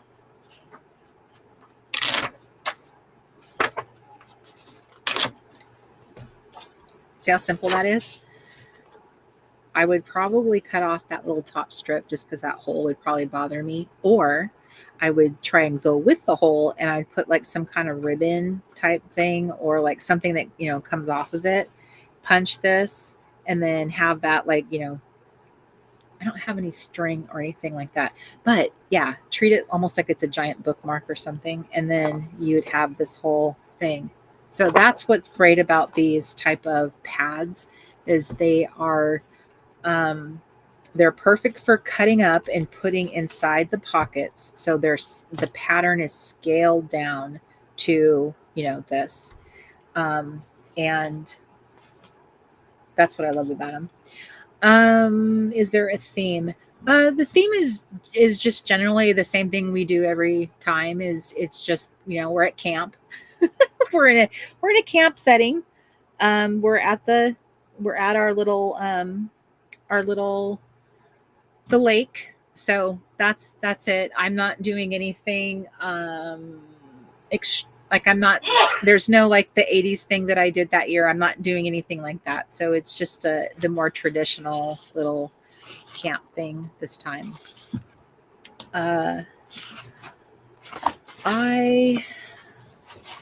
I do like that. I did like the idea of having that. I think this time I wanted it to be set in that kind of that mid-century feel. I was thinking about I was going to do the mid-century modern kind of era, and then next year I was thinking like, what if I did the 70s next year, and then the year after that I would take it back to the 80s. But now I'm like, okay, if I we'll have to see about that because that would be fun. Oh, you got blessed, honey. What? You got blessed. You're getting blessed in the chat room because they can hear you. Thank you. That's how loud you are.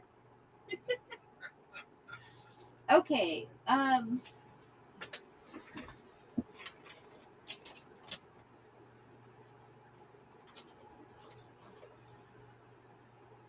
just 1 second. I am looking for something.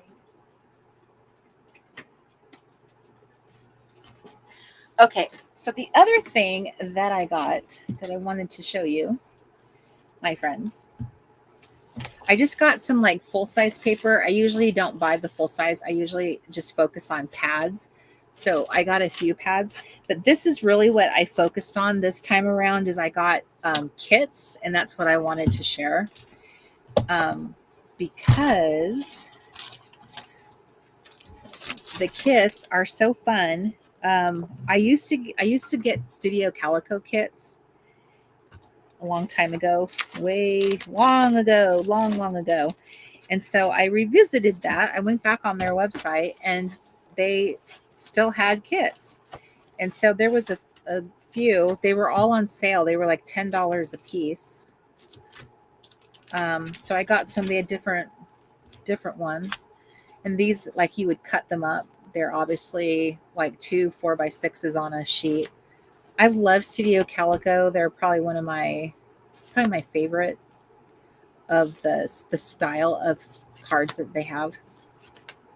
So I thought I would incorporate some of these into my junk journal, especially because I knew I wanted to do like the pocket pages. So I wanted to like cut these up. So there was like a bunch of these cards. Then they had different stickers. Here's a little pack of the little die cuts. Then they have the little chipboard stickers. Here's like a little sticky note pad that looks like a little ledger thing. So like here was one of their kits. So this was like a $10 kit. So they had a bunch of these kind of kits. This one had a stamp in it. This one was very fallish. So I'll save that one for later. Oh, this is This is one of my favorite ones. This was a summer one. So summer fun, and it has all these yummy, delicious cards. So I'm going to cut this one up for my junk journal. Not yummy.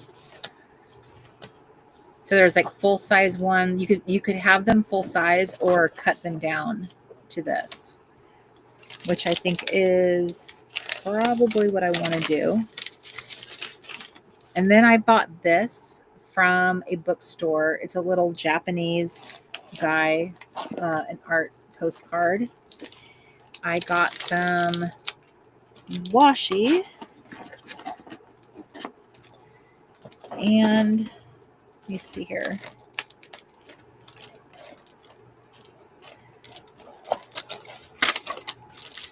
And then this is another kit. So these are all a bunch of cards. So I thought I will cut these up. So I'll have new cards to put in there. And then here's another set of cards. So these were even cheaper. These were like $5.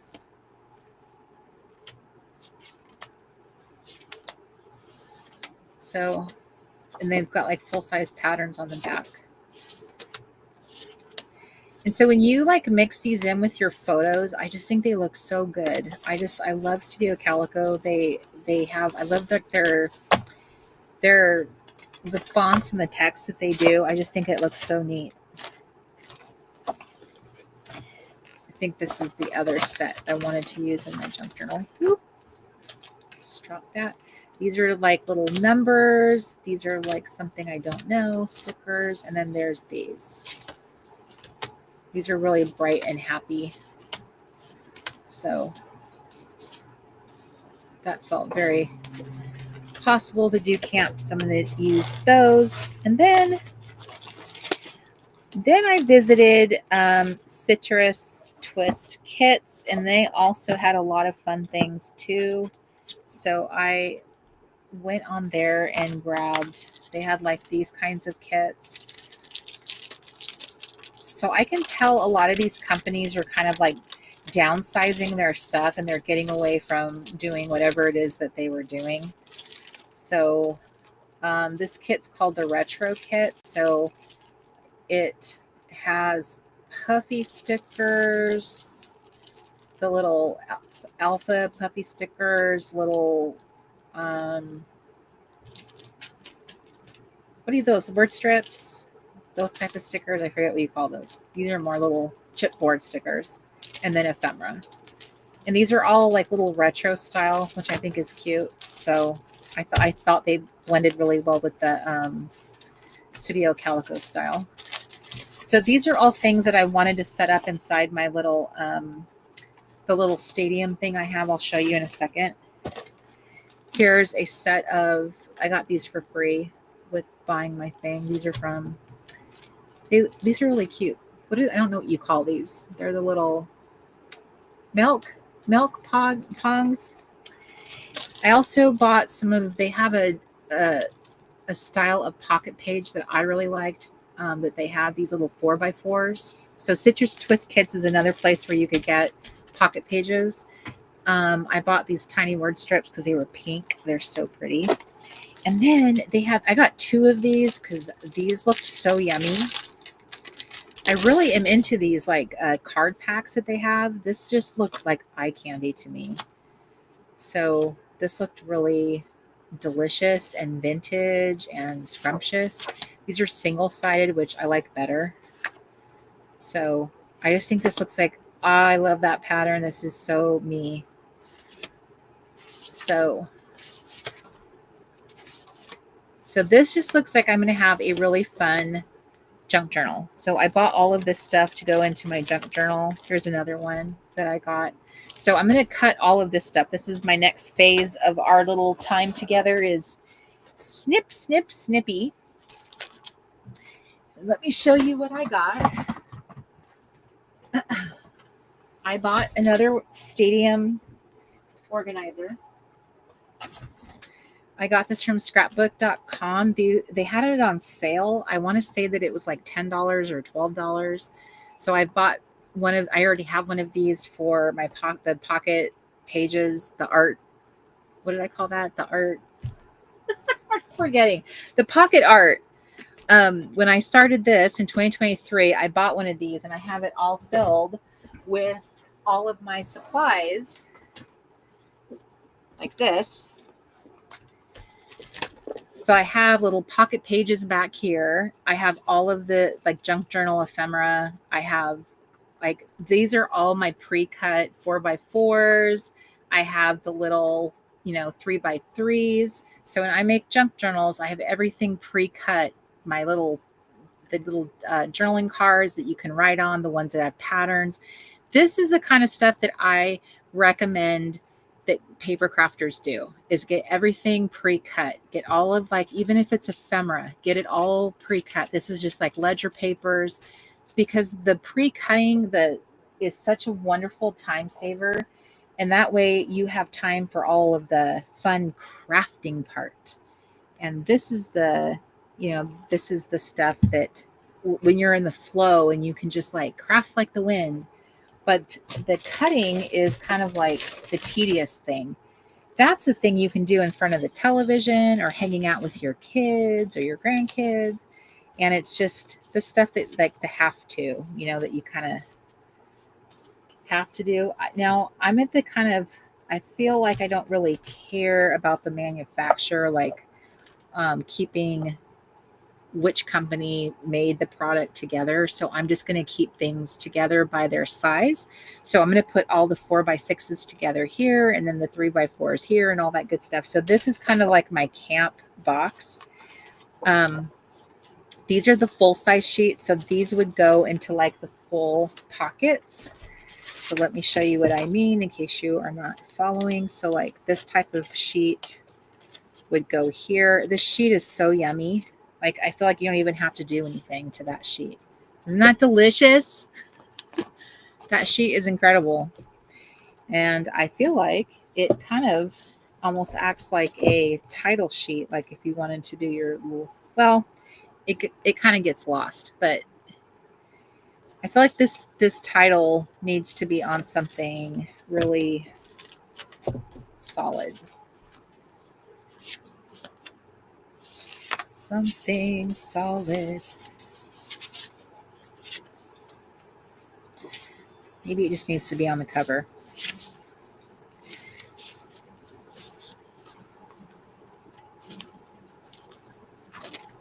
Ooh, that color definitely stands out, doesn't it? Like that. So like I was saying earlier, if you didn't want to put something on the cover like that, you could always put it on the title sheet like this if you wanted to. That's kind of a fun way of kind of greeting your book, is that it's on the title. So that's the purpose of these little cards. It was just to kind of give it a hello, this is my Scrapbook Scout. So, but that's what these full size sheets are for, is like to fill in a big full sheet like this. And so I am going to put these in here. So what I'm looking for is, filling this up with the sheets that are with product that's going to go into my new album for my pocket pages. I'm going to set these aside for a minute. This is for a skinny one, which I probably will still stick in here. They're just going to have their own little spot. So stickers and stuff can still fit in there.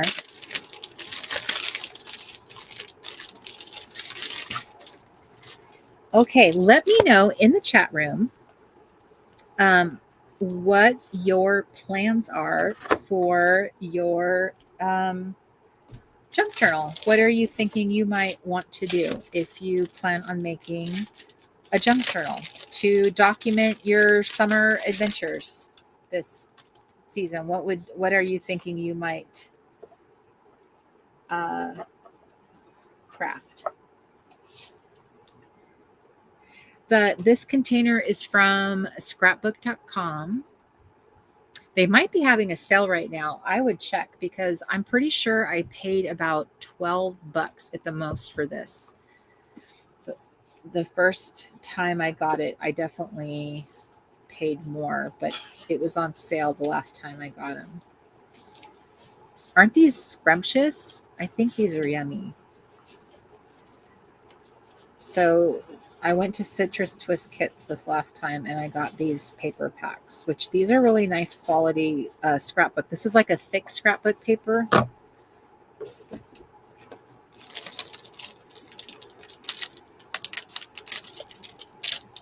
These are fun. They're having a sale. Excellent. All right, girls. We've heard it. We've heard it first. They're having a sale. Victoria says she overbought last time. Yeah, it's easy to do. It's easy to do. How much is this if anyone can see? I love mine. The one that I have used it faithfully. It's a wonderful organizational tool. I've had that one for a long time, but I thought, you know what? If one is good, two is better. I decided to upgrade to the other because I thought, maybe I'll use one for. What was I thinking? Now that I'm thinking about it, I'm like, how did I justify this?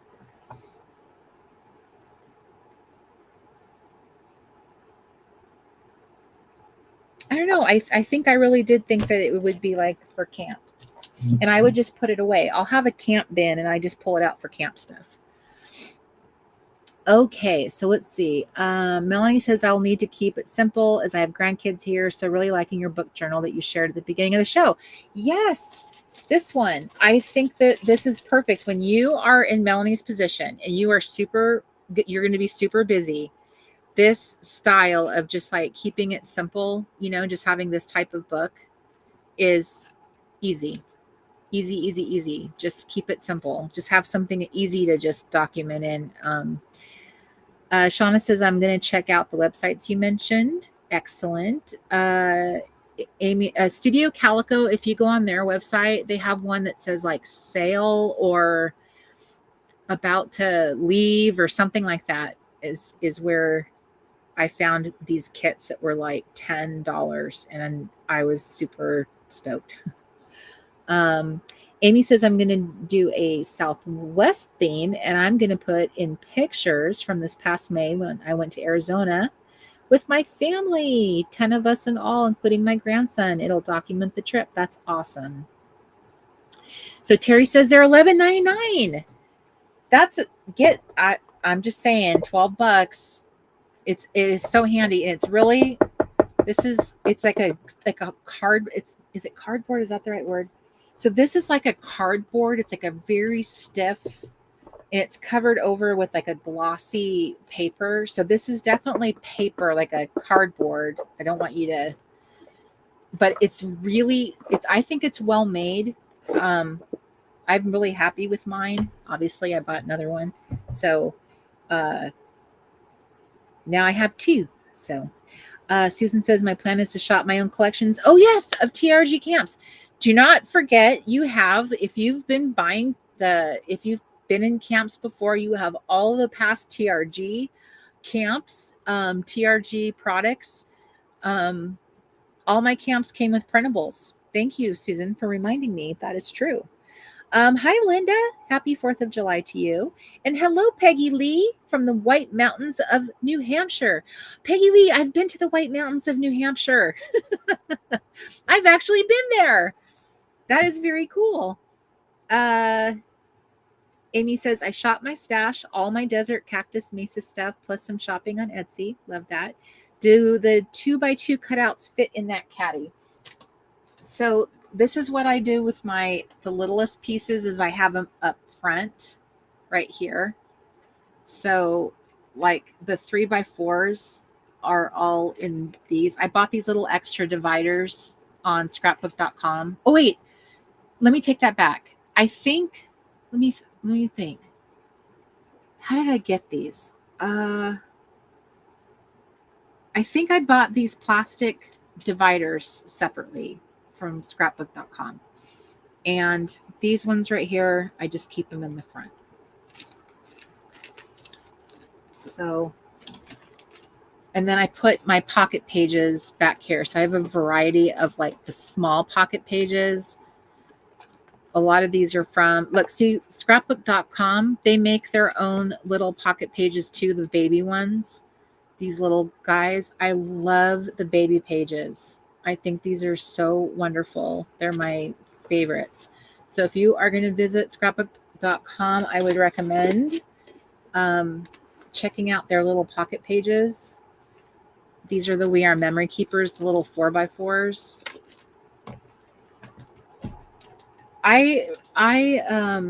The 4x4 pages are kind of becoming more obsolete. I think over time they've gotten harder to find. So if you ever see those, grab them because those are really a fun size. But the scrapbook.com does have the 4x6, and these are great even in a bigger album like this. Let me see. Are they going to fit in this? See, this is why I'm like nervous about her having these, because that means I will not be able to use whatever I want. I have all these pocket pages and now I'm going to be, yeah. So this means I will have to put extra punches in this sheet, but I can make it work. I'll just have to punch extra. So they'll fit 2 of the holes. I just need to add more. So I'll have these little smaller pockets here too.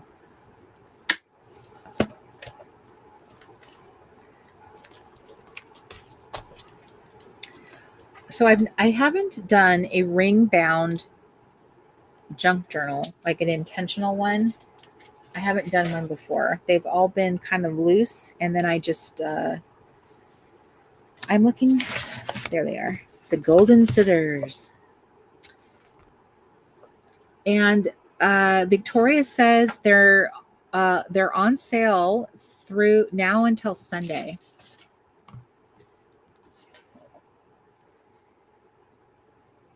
Okay, so I'm going to start my cutting process. Soak, soak, soak.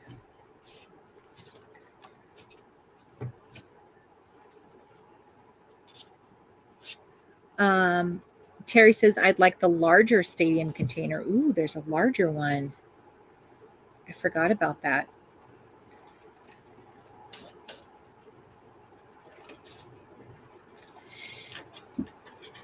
What's nice about these, in my opinion, is that they are keeping your most important things very like at your fingertips. To me, it's important to have like my essentials, the things I'm going to reach for the most, like right there in my hands, something that that is like the essential thing you're going to be crafting with. I really like that idea. So to me, that's really worth it. Because if I were I don't know where I would store a bunch of like papers and cards and stuff. I don't personally have like a lot of options for storage. So once I stuck them all in here, I was just super happy with that. So I'm going to cut this in half. Sometimes I gotta look at the card and go, do I want that in half? Do I want that in full size?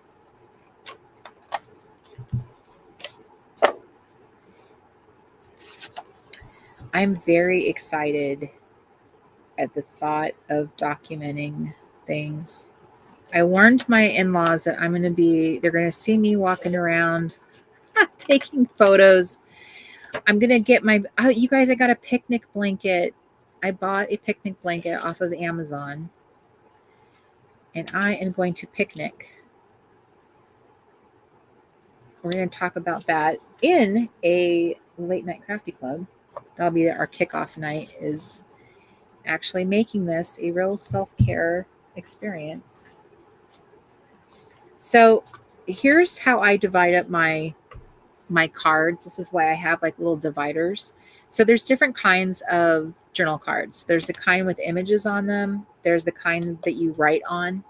There's the kind like, so that this is another one that has like an image or text that takes up this.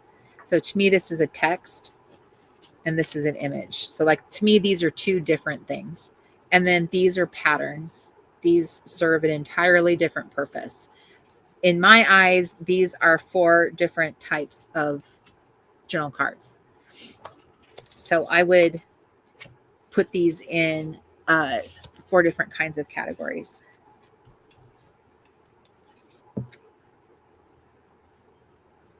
Oh goodness, Janice, do you think? Yeah, I wish scrapbook.com would offer a free shipping if you like placed a certain order. Do you think are you ordering from Canada?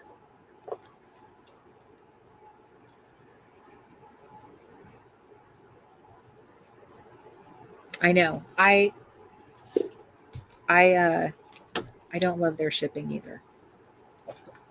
Okay, here we have that pattern, which I love, or extra cards, which I would rather have.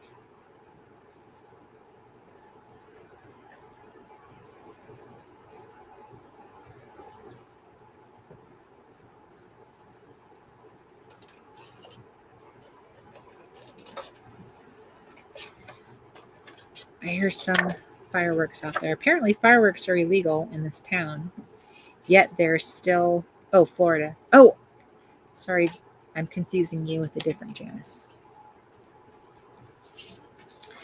Yes, their shipping is...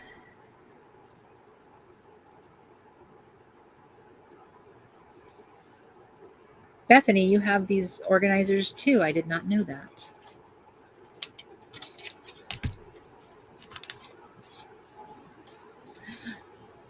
Deb says, try being in Australia for shipping. It's so expensive. Yes, I tried to order something from Australia. What was it? It was a, what is her name? The artist, the painter. I ordered some stuff from her website and I almost fell in my chair. What is her name? The artist. I can picture her, Jane Davenport.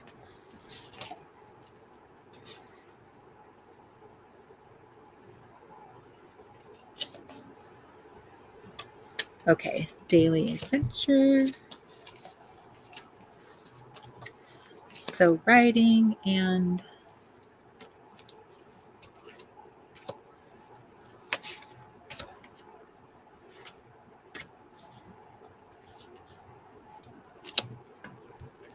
ooh, that one's definitely a full size. Oh wait, is it a full size? Is this a full size sheet or is that a bunch of elements? What do you guys think? That's adorable. Oh, do you cut that up? What do you think? That's a tough choice. Look how cute that is. See, I don't like having to make these choices. Why can't they have given us a sheet of that and a sheet of this? That's cruel.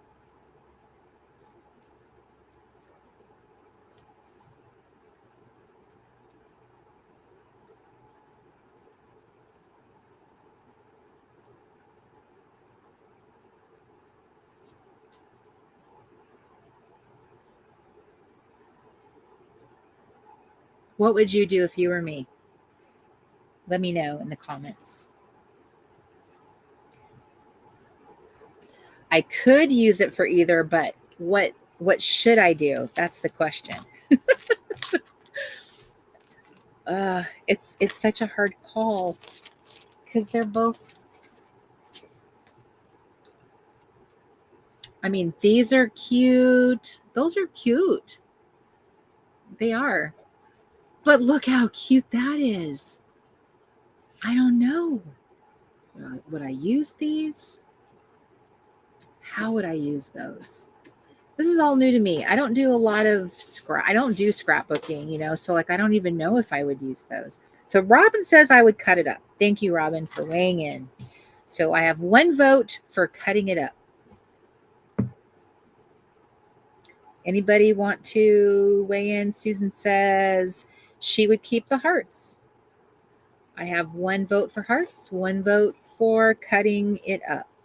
Denise says I would cut it up.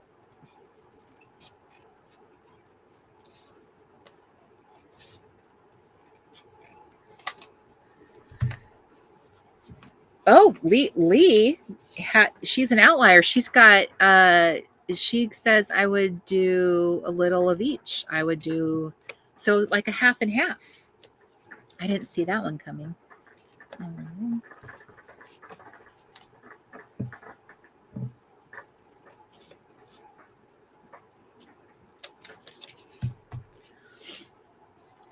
Do.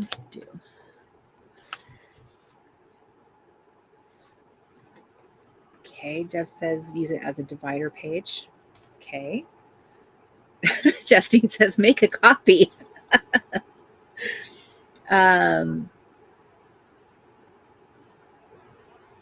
No to the hearts. Kathleen says cut it up. Remember those gold stars you punched out? Yes, I do remember the gold stars I punched out. You know what's interesting is like I look at this and think how cute it is, but then I think if I cut it up and just had all these little squares and boxes, would I think that is just as cute? Like would I end up using them? Maybe I think it's cute because it's all one piece together. And as soon as I cut it apart, the magic will be gone. And then I'll be like, why did I cut it apart? Okay. I think you guys, okay, I think I'm going to do what some of you are saying. I think I'm going to make a copy of it. And then, oh, that's cute little cherry print. I'm going to make a copy of it. And then I'm going to,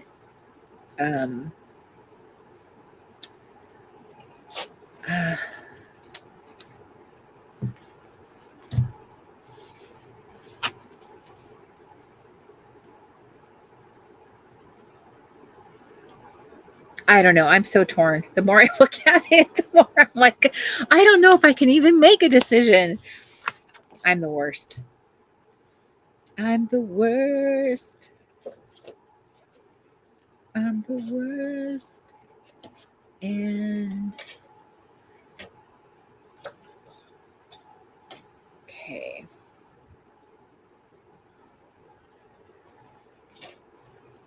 Okay, I guess I don't need to have this one after all. That one is that one, and that one is that. Good things take time right now.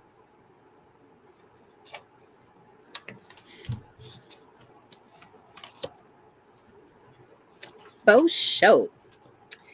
Such a Bay Area girl.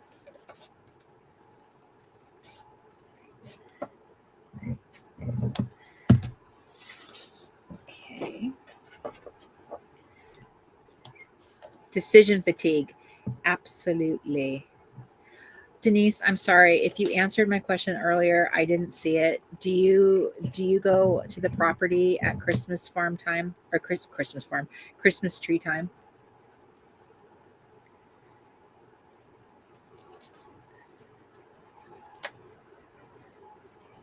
Okay.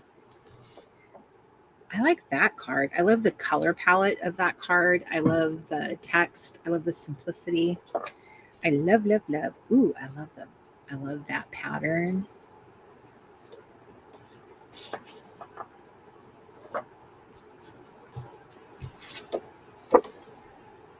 I don't know about this whale.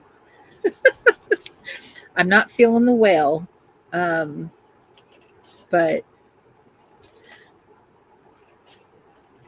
I don't know. So this was fun, you guys. I have 90 of you here in the chat. Like, you know, at first I was like, am I going to, are people going to be like, hey, why would you hold this on 4th of July? We're supposed to be out having fun. And then I thought, no, my community are introverts. A lot of them are going to be home. A lot of people aren't going to go out and, you know, on a hot day. A lot of people don't go out. A lot of people just don't go out for 4th of July anymore. a lot of us live places where you just don't have fireworks. It just isn't, it's not a thing. A lot of people don't want to go to crowded places and just be bothered with it anymore. So I was like, yeah, there's gonna be a lot of us that are just gonna be home, and I'm gonna have Mark's help. So my Mr. Mailman husband,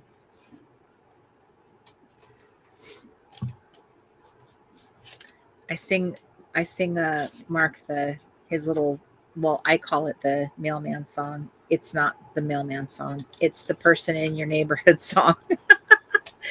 But if you guys recall, when we were kids, it definitely was the song that a lot of us remember primarily, is hearing it as a mailman's a person in your neighborhood. In your neighborhood. In your neighborhood.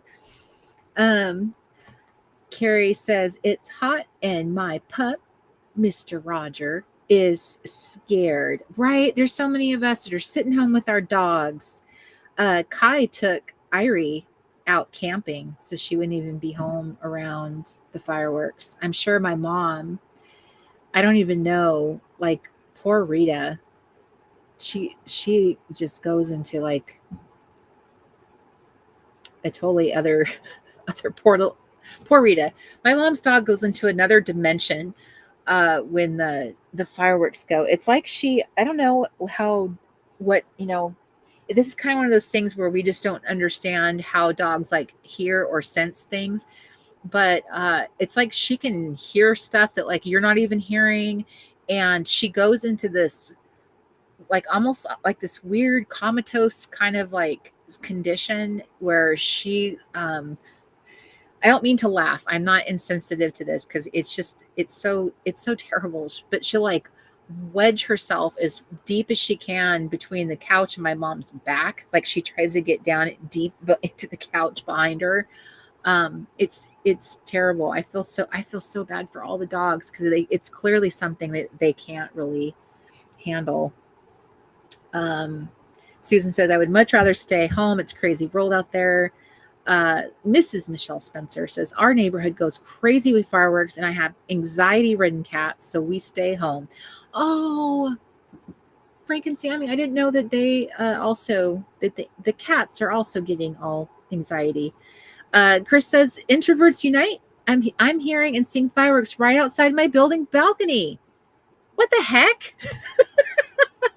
Why are you guys doing fireworks in solidarity, Chris? Or can you see, are you guys so close to the border? Did you see America on the other side? Or is it that it's just any excuse for fireworks that you Canadians are like, hey, it's an excuse for fireworks. It's to celebrate, eh? Justine says, our fireworks got canceled, sadly. The vendor's warehouse burned down. Oh my gosh, that's terrible. Sherry said, my neighbors beside and across the street are having their own display. Robin says, no fireworks here. We're in fire season. Alma says, it's not as fun as when you don't have kids to enjoy the fireworks. Right, Chris says, I'm like, it's not Canada Day. Is that what you guys call it? It's Canada Day? And do you guys have fireworks and barbecues on Canada Day? Is that what you do? Donna says it's 10:30 in Boston. So good night all. And thank you for an enjoyable night. Thank you, Donna, for joining us. Carrie says, Kai has it right. Right? Exactly. I wish that's what you and I could go do, is go camping. Bethany says, I have been watching them and you. They're going off all around our house. Lee says, they're shooting them off up and down my street. I stepped out and looked a couple of times, but it's too muggy to stay out there. My poor dogs are drugged at the moment. Oh my gosh, all of our poor dogs. I forgot that's what some people actually can do, have that option, is to give their dogs some, like little sedatives. Oh, it's so terrible. I remember when I was a kid, we went like to a park to go watch the fireworks. And when we came home, our dachshund literally broke out of the house and she ran through the neighborhood, and she ran to the other side of the neighborhood. And luckily, I don't even know how it happened, but my mom ended up finding out who had rescued her. And to this day, I don't know how that happened because she was so far away from our house. Like, we legit should not have been able to find her. And that was when I learned that dogs could not handle fireworks. Like, that was just, it was terrifying to them. And that she was so upset, she literally just fled the house. Yeah, that was so awful because I loved that dog so much. I would have just been devastated if she hadn't come home. So, Michelle says, we had a neighborhood bike parade this morning and a block party barbecue earlier. The fireworks will start soon. It's a cool 73, which is very unusual. We're all having such wonderful weather today. Isn't that weird? It's weird. It's weird. Why are we all having this mild little July 4th? Sherry says, Daisy is not happy. She's under the table. Give her a little hug from me. Cute little Daisy. Diana says, how sad. I'm sure that was big news. She's saying how sad what Justine said. Denise said that is really sad, especially when you think about that's probably somebody's like income for the year. Like, that's their big, this is their one thing that they, count on. This is their, when you have a fireworks business, this is your day. Like, it's the one day of the year. Dixie Burrows under the covers. Janice says they're left over from Canada Day. That's too funny. That's funny. So it's like, it's an excuse to shoot them off. So we're just celebrating for the Americans. We're really happy they got their independence too. I'm sure your neighbors really appreciate that. Rebecca says no cut. I must have missed what that was from, what you were responding to. Let's see. Oh, Janice, July 1st is your Canada Day? That's not coincidental. That must be tied to something. Obviously, if we had ours July 4th and you guys have yours July 1st, there's clearly something historically linked there. Something obviously happened very back to back that they're so close. Deb says, I'm going to a baseball game tomorrow night with the fireworks afterward, but the community behind us had a full-blown display. Hi, Sherry Davis. I have a retro green recipe 2-ring binder that I'm going to use. It's plenty of paper and it'll be perfect. It's a 6x5. That does sound perfect. I love that. Hi, Gail Lutters. She says, my area starts fireworks somewhere mid-June and keeps going until end of July. Michelle Spencer says, Sammy and Frank have just been drugged. They'll be in law land very soon. Oh my gosh. This is terrible. Victoria says, I'm in the boonies, but I watch local city at the park on Instagram. Perfect, because I don't have to deal with the crowds. Yes. Amy says, well, peeps, I'm tired. I hope you have a lovely weekend. Thank you for all your prayers. Bye, Amy. Denise says, the pyro gene is strong in the Thornton clan. Yes, it's like that in ours too. My brother has all boys. So he went out of state to go buy his fireworks. So I'm sure he is having the best day ever right now, shooting them all off. Melanie says, I'm in Mississippi and everyone here is the gated subdivision are shooting off fireworks while playing music. Gail says, bunch of rednecks around here. Susan says, my sweet pup Chestnut was on Xanax. He would be on a double dose for the 4th of July and New Year's. Oh,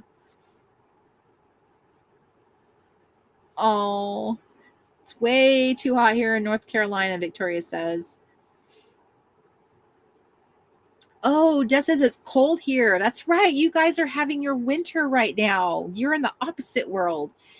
We aren't used to cold weather, but the sun is nice. My headphones are almost out of battery. It's been on here so long.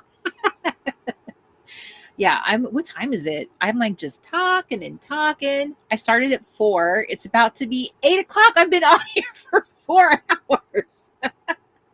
I feel like Also I, the time right up here. oh, what time is it? Well, it tells you how long you've been going. Oh, see? You know how I am. I just go on and on. You guys are all drugging your pets. just so that you can give them a little bit of peace and sanity while the world celebrates the countries out there celebrating their independence. It's an excuse to shoot off a bunch of fireworks. Hopefully we don't have any. Oh, snap. I wish I had looked on the back of that because I probably would have kept this card instead. It's too late now. Let's not cry over cut journal cards. Okay, so do we have any plans this evening? Tell me what have you guys got planned? Let me know. Those of you who are on the East Coast are probably like, bed, sleep. That's right, Janice. See what happens when you get together with the crafting babes? Indeed. I did, Deb. I had a lot to share. I had a lot to say. And I have missed 2 late night crafty clubs. 2. So if you missed the beginning of this lovely show, don't forget to visit theresetgirl.com because I just released the cutest activity pages ever.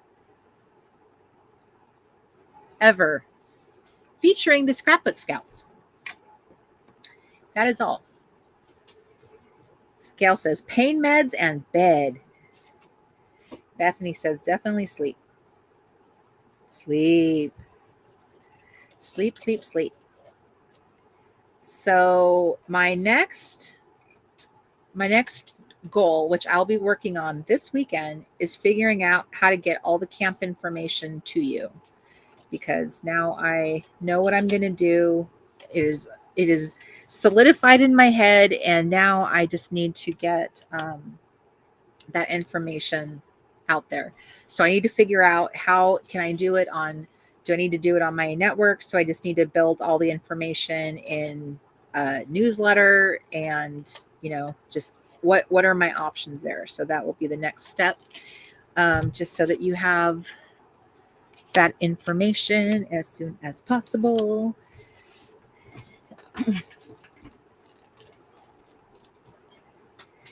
You are welcome, Shati, and nothing has changed for you either. I will make sure that you are on my guest list. Just want you to know that.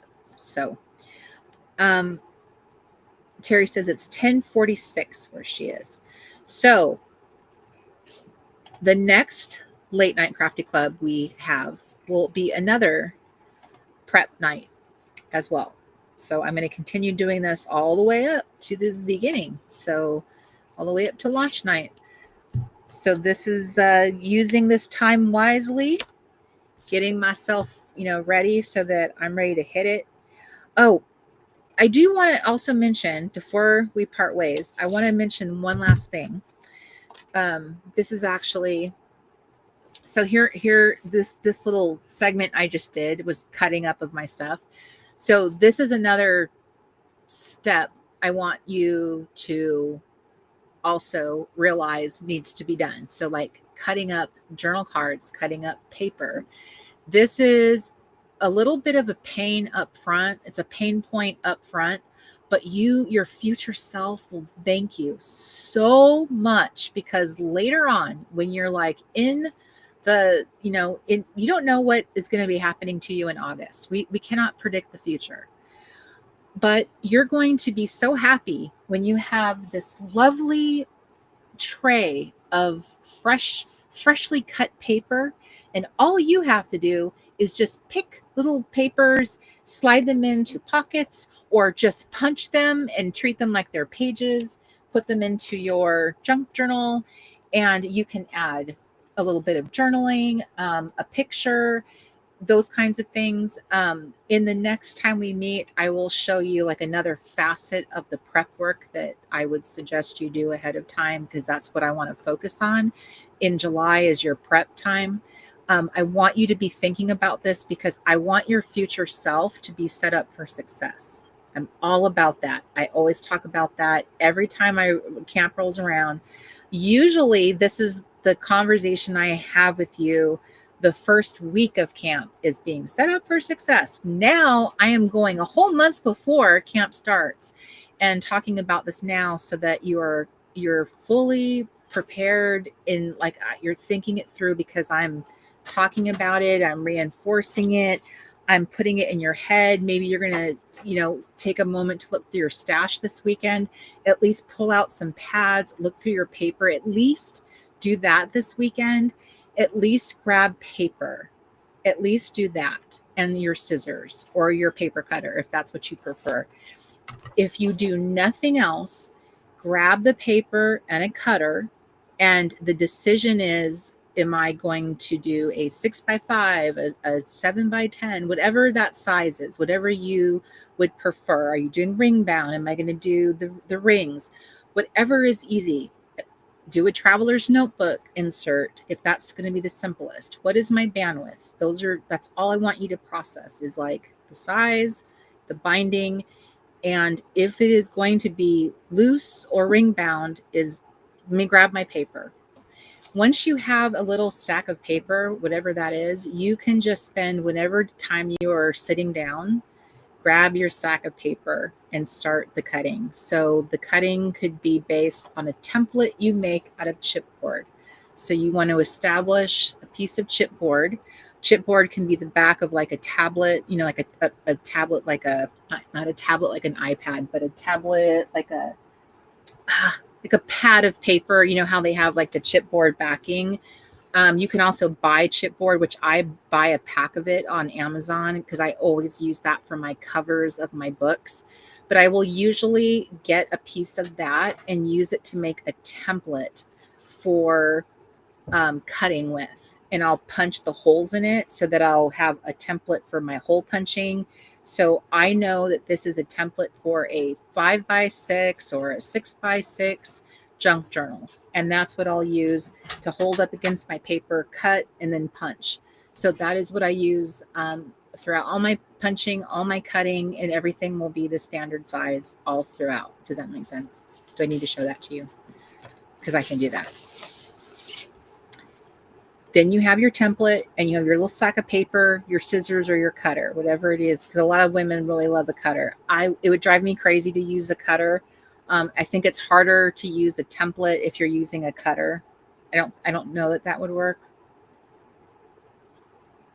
In my brain, it doesn't work. I think the cutter eliminates the need for the template. That's why I use a template. Yeah, I'm not seeing how that they work together, but maybe I'm just not thinking it through. But that's how you're going to spend your downtime, is cutting your pages, because then whatever you can use a shoebox and just keep filling it up with your little papers. So you're going to have you're making pages for your junk journals, what you're doing with these, whatever the size is. And you can do this whether you're going to use a rings or a ring bound. You want to have pages in there. You can do this out of craft paper, dictionary paper, textbook paper, junk mail, whatever that is. And then once you have a nice little collection of these papers, now you want to punch them. So whatever punch you want to use is, you want to make sure you always have the right measurement of like how that's going to be. Rings, you get to decide how far apart they're going to be. So you get to make that little template. But a ring bound is more set in stone. So you're going to have to follow whatever the manufacturer provided. So does all that make sense? Does all that make sense?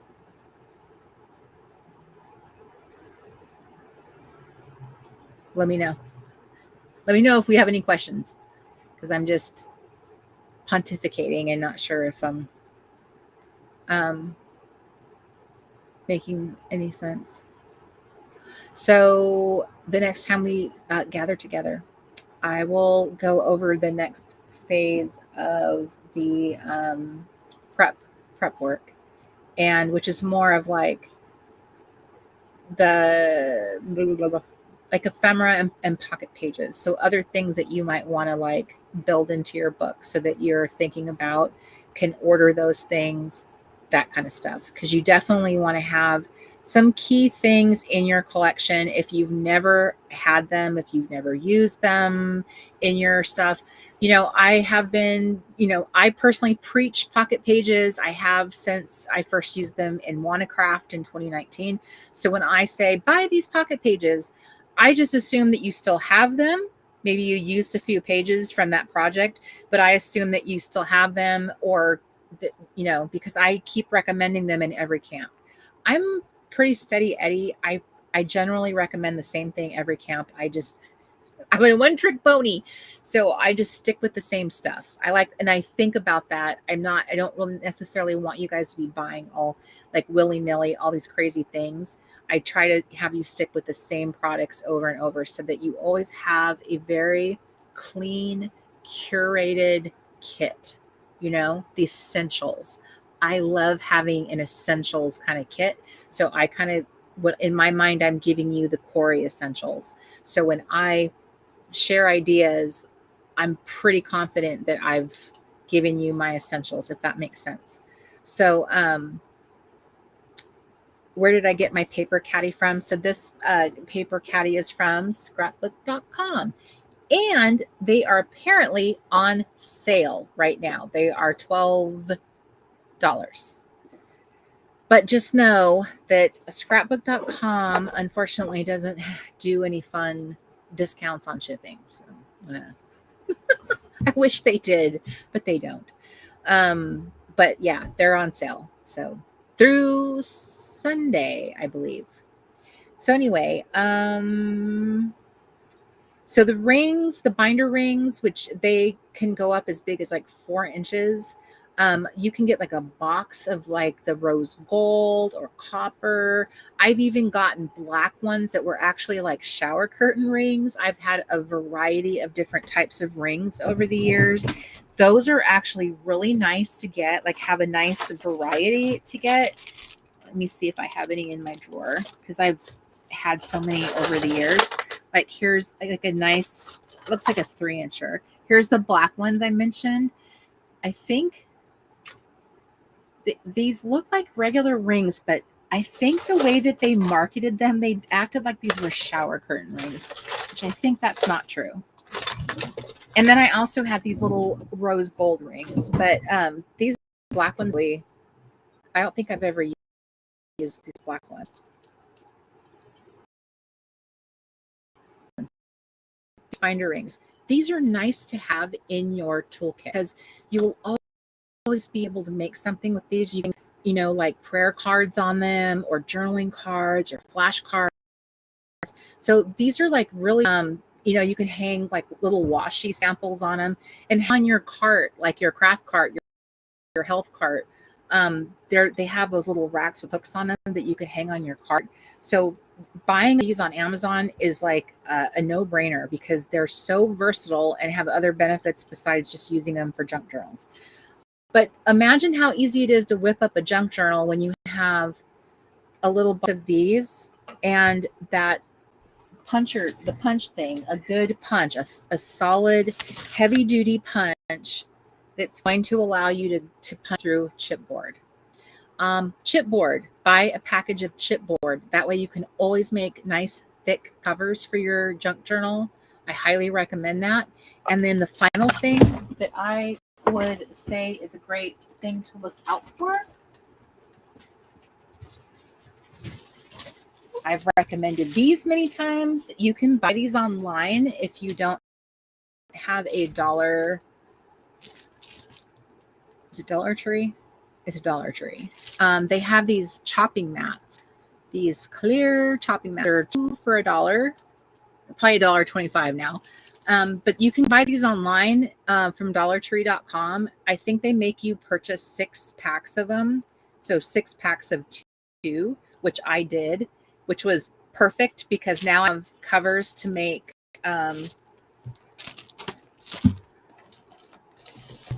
So here is an example. So I have these clear covers that protect my book. That's what the chopping mat does. You can also use these chopping mats to create templates for punching, for photo cropping, for all kinds of things.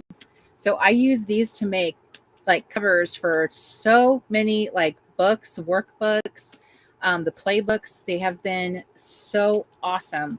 So go to dollartree.com and get like, if they still sell these kitchen chopping mats, they'll sell them in a 6-pack. This is another essential that I highly recommend. So chipboard, the chopping mats, binder rings, and a nice heavy duty single hole punch, because you will be able to do anything with these products. Anything.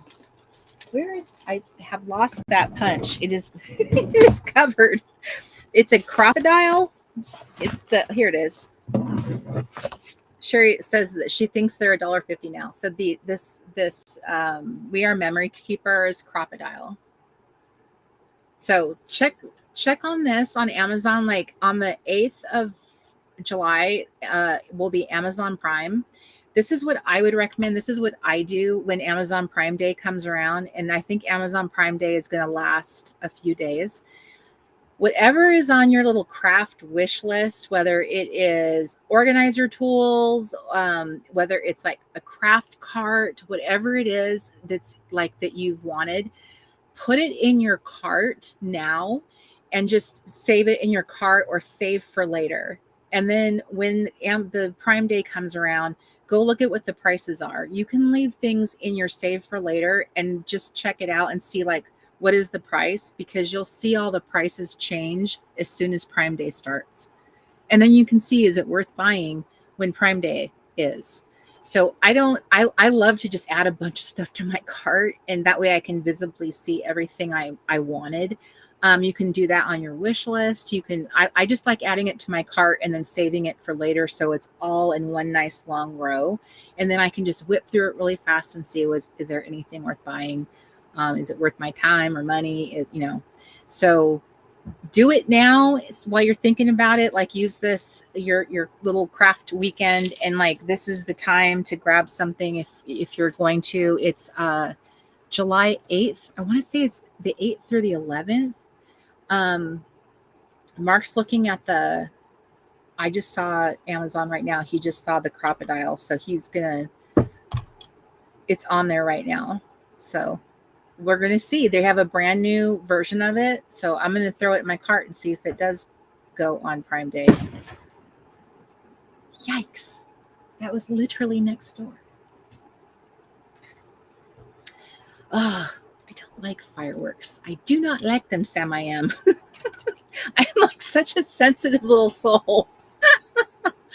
So anyway, thanks, Deb. I appreciate all of your enthusiasm. Okay, it is now officially 8 o'clock, which I think is a good for a 4-hour tour. Thank you for all of my East Coasters who hung in with me until like it is like it's 11 o'clock where you are. So it is truly the Late Night Crafty Club where you are. Right, Carrie? That was loud. That was loud. That didn't even sound like a firecracker either. It sounded like a bomb. Okay, so anyway, I will be the next time we gather, I will have a little like a sheet. If you are on the Late Night Crafty Club newsletter, I will send that out to you as a little freebie to like give you a little reminder of what we just talked about. Is here's the little essentials that you should have in your toolbox, and this goes beyond camp. This is just, I think, the crafter's toolkit that you should have if you want to do any kind of memory keeping, scrapbooking, just like a simple assembly of like, I just want to make my own little fun junky journal, just throw stuff together, no fussiness. I just think it would be fun to gather up stuff, like the simplest thing, and you can whip it up in a day kind of thing. You know what I mean? So I'm going to do that for you. Be sure to be signed up on the LNCC newsletter. And Mark, could you remind me, how does one sign up for that? Where does one go to again? I am drawing a blank. Don't remind me. 1 second, please. Hold, please. Right here. Okay, if you go to trg.cafe, trg.cafe, come have a little sip with me. You will see a green button that says newsletters. You can use your mouse. And under that, everything is covered. My whole desk is covered. Under there, you'll see the LNCC Clip and Snip. That is the official newsletter of the Late Night Crafty Club. And you just go ahead and sign up. Make sure you're signed up. And what I do with this newsletter is I usually just send out, I only send out little reminders like, hey, we're about to have a Late Night Crafty Club. And in that newsletter, from time to time, I will do a surprise freebie. So the next time I send it out, I will give you a little essentials list because I think it's important. I'm a big believer in the essentials, and it's important. It's important to me. I want you to have the essentials. So I will cover what I just went over today, and then we'll get back into it. Keep on going through our little series. And I can't thank you enough for all of your kindness and your graciousness and being so sweet and supportive about my situation and about camp and the new Camp Reset retreat, and still being excited for it. I love that. I don't deserve it, and I love you all so much. And if you were disappointed, and thank you for biting your lip. Thank you. Thank you. Thank you for that. I truly thank you. I absolutely hate disappointing people. It is the worst feeling in the world. And when you have been doing this as many years as I've been doing this, and feel it's a balancing act of like, I feel such gratitude because clearly you're the contributor to my income. And then I feel like I have so greatly disappointed you. It is a horrible feeling. It is awful. And so it's like I just feel awful. So I'm reminded in this moment, in this evening, I have been reminded about how amazing it is, the people that you are, the people that have been attracted to my little humble little channel and my brand, that the people that I have attracted are so gracious. And I thank you for that. I thank you. I just thank you. So I'm much more excited to sit down to work on camp again now that I've gotten over this very awkward hurdle. So thank you for that. And I hope that you have a wonderful rest of your weekend. The next Late Night Crafty Club will be in 2 weeks, two Fridays. And Mark showed me how to do this. So hopefully I'll be able to do it on my own. He was a big help to me tonight. So hopefully I'll be able to do it by myself in case he won't be around. So anyway, I hope you guys all get good rest. Get your little craft stuff together this weekend. Don't sleep on it. Be prepared. Be prepared. Okay? All right. Mwah. I love you all. You guys are the best. Goodbye, everybody. Bye, everyone. Mwah. Bye.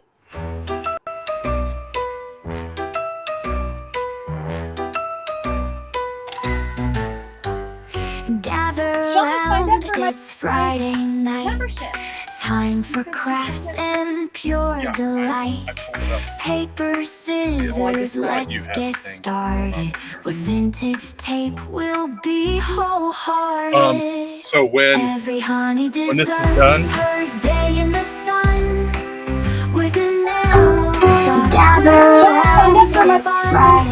Layer in circles and punch stars too. In the Late Night Crafty Club, it's all for you.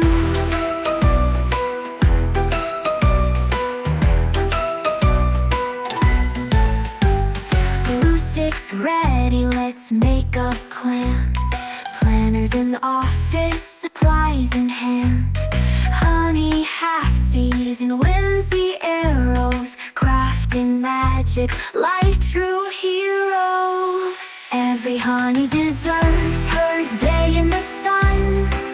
With enamel dots, we're ready for fun. Layer in circles and punch stars too. In the Late Night Crafty Club, it's all for you.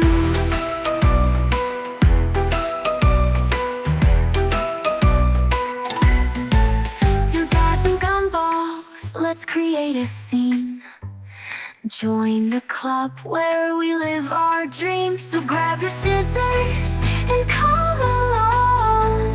Together we'll craft and sing our song. Every honey deserves her day in the sun. With enamel dots, we're ready for fun. Layer in circles and punch stars too. In the Late Night Crafty Club, it's all for you. It's all for you. Slip into jammies, grab something to sip. Stickers and golden scissors, let's take a crafty trip. The playbook's open with listers, got a list. In this crafty paradise, our dreams coexist. Every honey deserves her day in the sun. With enamel dots, we're ready for fun. Layer in circles and punch stars too. In the Late Night Crafty Club, it's all for you. It's all for you.